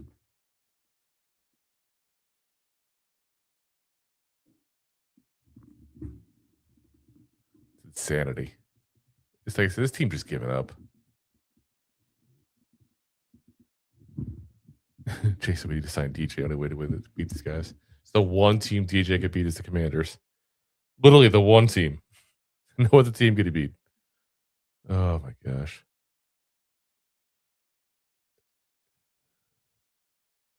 All right, let's see. We got just under 7 minutes to go. 45-yard line for the Commanders. They're just going to keep on running. Big loss. Tyler Newman. Probably his best play of his whole career there. A 4-yard loss there. I was only saying 2. I thought it was more than that.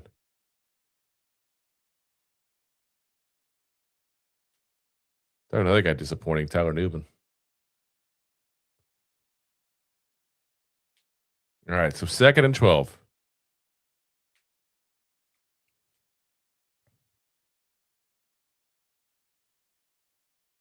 Yeah, like I said, they're going to keep on just playing this clock down. They're going to run the ball, run the ball, run the ball. What is on the field, by the way? Look at the 44-yard line. Play clock winds down. Timeout for the Commanders. It was set on the field, though. Jason's give Newman some pot roast burritos, make him play linebacker, problem solve. Yeah. Probably not the worst. And there's that draft order. Look at that Giants number 1. There they are. I'm telling you, I'm rooting for the Titans so hard today's so funny. Go Titans. Go Saints. Because that's like any of these teams to keep on winning. They keep winning. It doesn't matter if we win one. I'm still worried we're going to win one.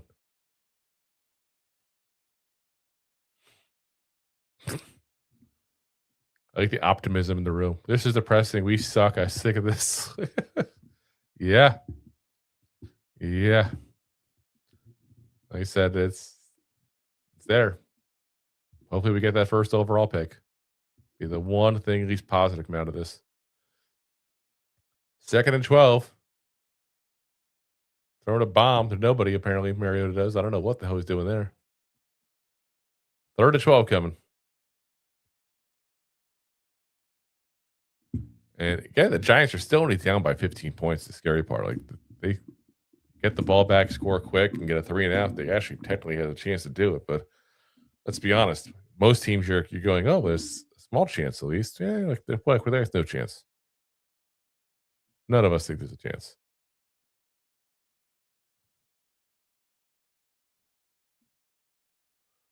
All right, here we go. 3rd and 12.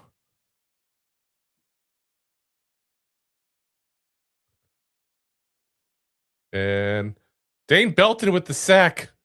And the fumble. Brian Burns gets it. Carries it down about the 20-yard line. What the hell? I told you. The Giants could still. Oh, my gosh. Dane Belton with the sack. Anthony, there you go with the Dane Belton talk. You notice who was right next to him, had him wrapped up too, was Abdul Carter. They said Carter having his best career game so far. And Burns, while he hasn't really gotten the pressure you kind of hoping to get out of him today, it's a big play for him. The Giants can somehow get a touchdown here. All of a sudden, this is a game. But you got to go ahead and get a touchdown here. Chases Belton giveth and taketh. The Belton giveth and the Belton giveth away. All right, here we go. 1st and 10 for the Giants by the 21-yard line.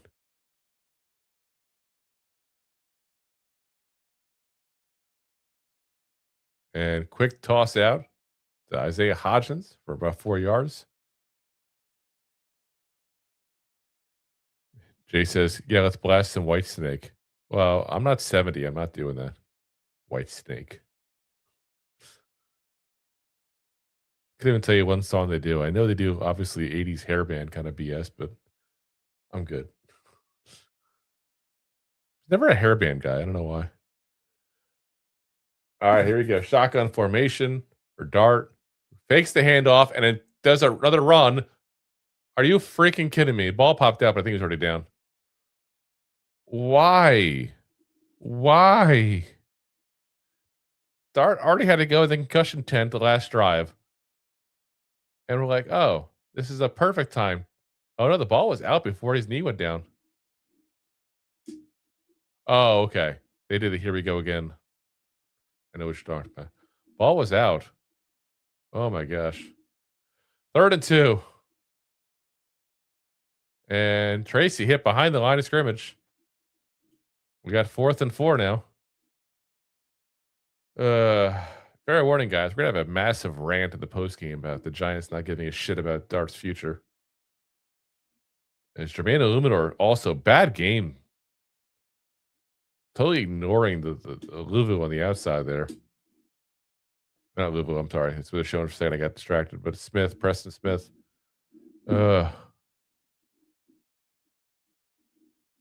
So 4th and 5 now for the Giants. This is literally is the game. Let's see. Did he get it? Did Robinson get a touchdown for Robinson? Look at that. Look at that. All hail the New York Giants. Oh, yeah.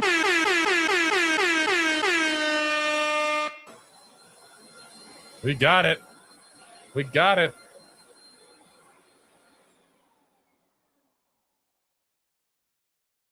That's a great catch by Robinson. Great catch by him to go like this and get it.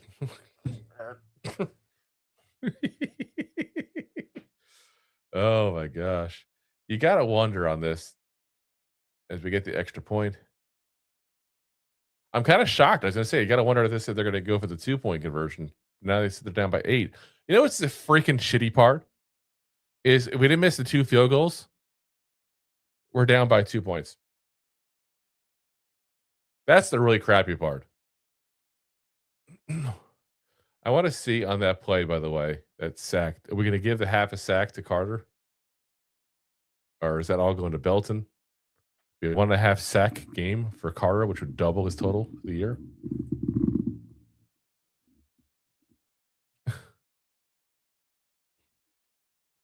I don't know. That's what I'm saying. I don't know. I got to find out. Let's see. Let me see if they get up the card yet. I like the half sacks they usually call later on after the game's over and everything. They look at stuff and determine if they want to split it or not. Let's see. Yeah, Dane Belton got the sack on the Google box score. Again, that's not the official, but we'll see. And now we have to count on the defense. We all know how well that goes. Who has any faith in this defense to stop them?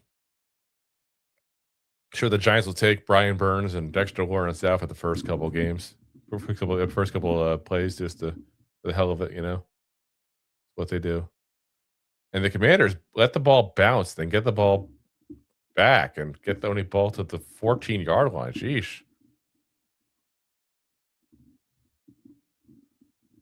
Jason, I don't think any of the free agents are coming back if they hit the free agent market. I think Wandale does. I still do. Cordell Flott depends on the defense because the way he plays. You know, he's not an aggressive guy against the run. He's a decent cover guy. So if you got a guy who has an aggressive defense, they're not going to like him. So it depends on who we get. Like a guy like Chris Shula, if we hire him hypothetically, he would not want Cordell Flott. In my eyes, he would not want him. But he's our best cover guy we got. Is the scary part. So, all right, here we go. 1st and 10. I formation for the Commanders. They're going to run. Just heads up, like the Giants are going to have to figure out to stop the run. And luckily for them, Krosky Merritt just tripped himself. So that would have been a big run otherwise. Second timeout here for the Giants. They're using their timeouts now, trying to conserve time. Why not prolong the agony of the Giants fan? So showing all the replays now. They said it's been a bad game for the Giants. Stopping the run. Let's see if we update. I'm trying to see what they give. Krosky Merritt has 85 yards right now, 5.6 yards a carry. Mariota's got 6.6 yards a carry. Like, it's not good. It's not good, guys. All right, here we go.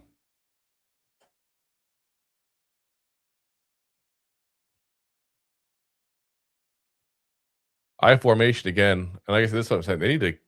Giants need to just figure this out that they're going to run. Because they're going to run. There's no doubt in this. And there it goes. This is basically the same exact play, just the opposite side. And luckily the Giants sniffed it out this time.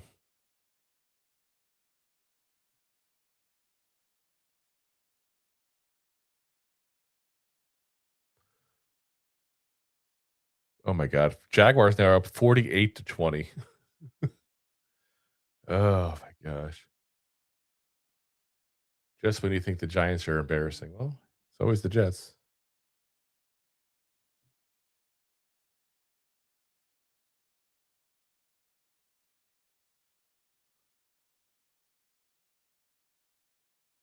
All righty. Mariota throwing it up. And big catch. Whew. They're now in our side of the field. Ugh. Like I said, can't counter the defense. Can't counter the defense. That was really bad coverage by Javon Holland. Watch that. Nowhere even near him. Javon Holland again. That's Ben Sinatu. It's not even like they're like their worst pass catching tight end they have, probably. Yeah. That's it. Now they're in field goal range. There's no way in hell the Giants are getting 2 scores with less than 3 minutes. So, tis what it is. So I think what I think we're gonna do is let's see what happens here. But if assuming they score, nothing crazy happens, I think we're gonna end the play by play. Yeah, it gives me a second to come on the second the Giants are done losing here. Here we go. 1st and 10.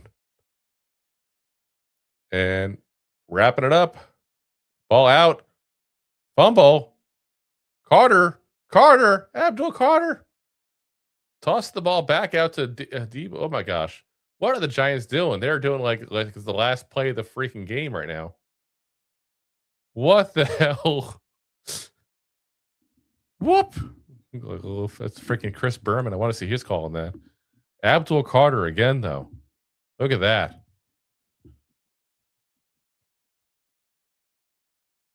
And let's see. Newman got it. Carter ripped it out. Carter got it. This is Abdul Carter's coming out party, I'm telling you. This really is his coming out party. But I don't know what the Giants were doing here. They made a risk by doing this. Look at Carter ripping it out, though.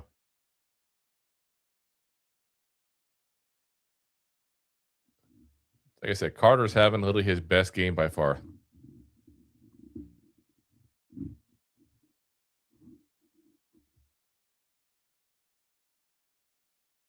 This is what happens, Anthony. Remember, I said, just when we think we're done, we're going to stop.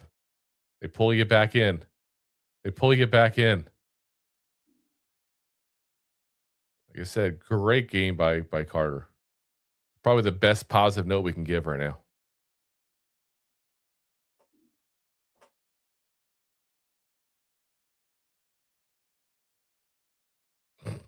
Yeah, right back in, Drew. You ever see? I said right back in. Just when you think you're done, they pull you right back in. After review, the fumble is confirmed. Okay, you got me scared there.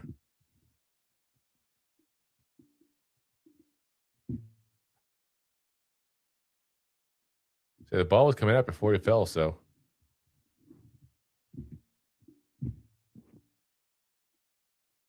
Let's see.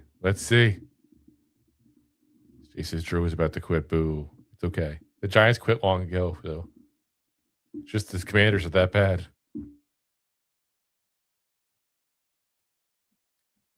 I actually wouldn't mind if the Giants scored a touchdown that missed the 2-pointer. It's like, oh, we almost won. Got some things positive. 6 tackles, 1 sack, 3 tackles for loss, 2 forced fumbles for Abdul Carter. Said best game by far. I thought they were blowing smoke up our ass, saying he was embarrassed. And here we go, running the ball. Tracy. No, I guess we don't have to give up right now, but it's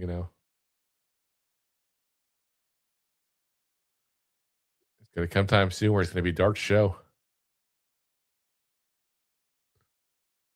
Let's see, no timeouts, remember. So if you're gonna run, you do it now. Once that 2-minute warning's up, you just done. No more running. And Dart again. Design run. Well, not design run, sorry, but he's running, not sliding. Got the first down. I kind of don't mind it this way.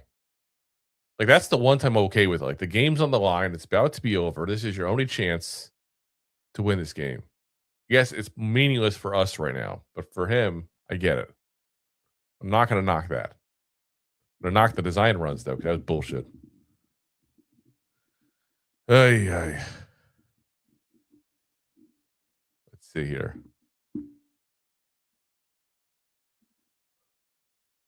Let's see what they got here. Let's see anything updates here for you guys. Chases everything's meaningless for us, but I get it for Dart. Like I said, it's different. I get it. Let's see here. On the games here, the big one we're keeping an eye on. The Chargers are up now 16-13 on the Chiefs. The Bills have actually got to the lead now with 35 seconds left to go, and they got the ball. They're going to pull out a win here against the Patriots, 35-31. So, oof. Let's see.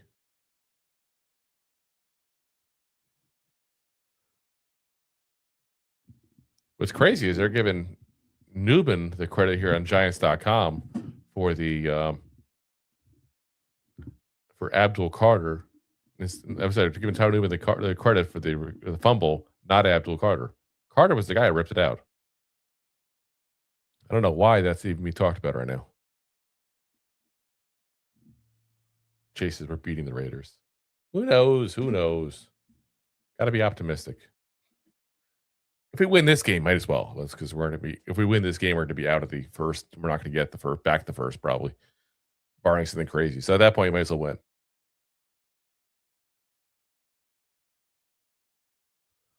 Jeez, Abdul Carter might not get the stats, but he was all over the day. No, he got the stats. Like I said, that's a forced fumble he got.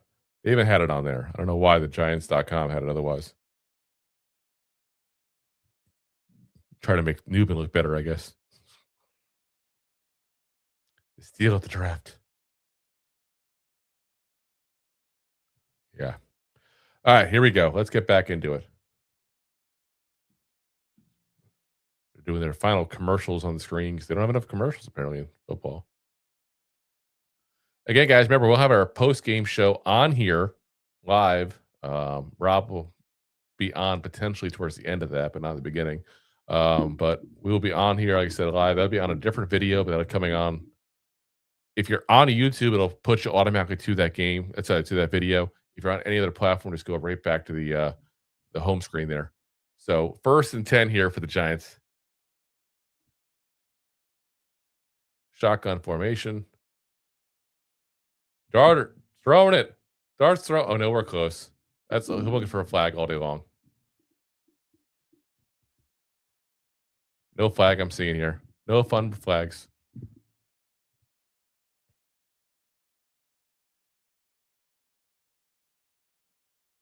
Yeah. I don't know why what he was thinking he saw, but I didn't see anything.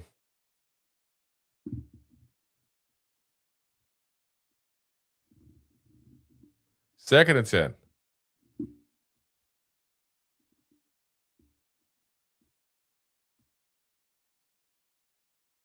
And here we go. Quick toss out to Tracy. I don't know why.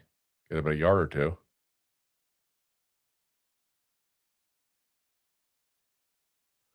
As they're showing the play again, where you can clearly see it was Carter that got the fumble, took the ball out.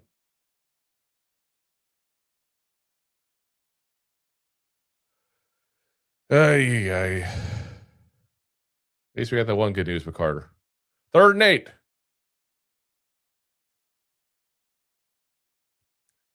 Got Wandale lined up originally as a running back. And Dart's going to have to chuck it. And ball got tapped. 4th and 8.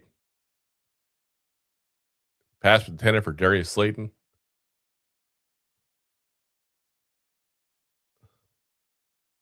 Ball was underthrown, but again, he was under duress. He had to throw it away.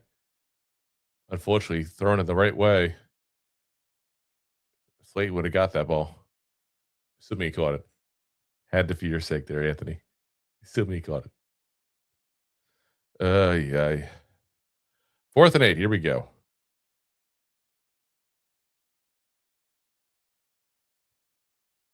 And Dart chucking it deep. Nowhere near Wandale Robinson. What the hell? Very questionable passes in this end of this game here, guys. All right, well, that officially ends it there for the Giants. Yeah, he's wide open again. Dart just missed him.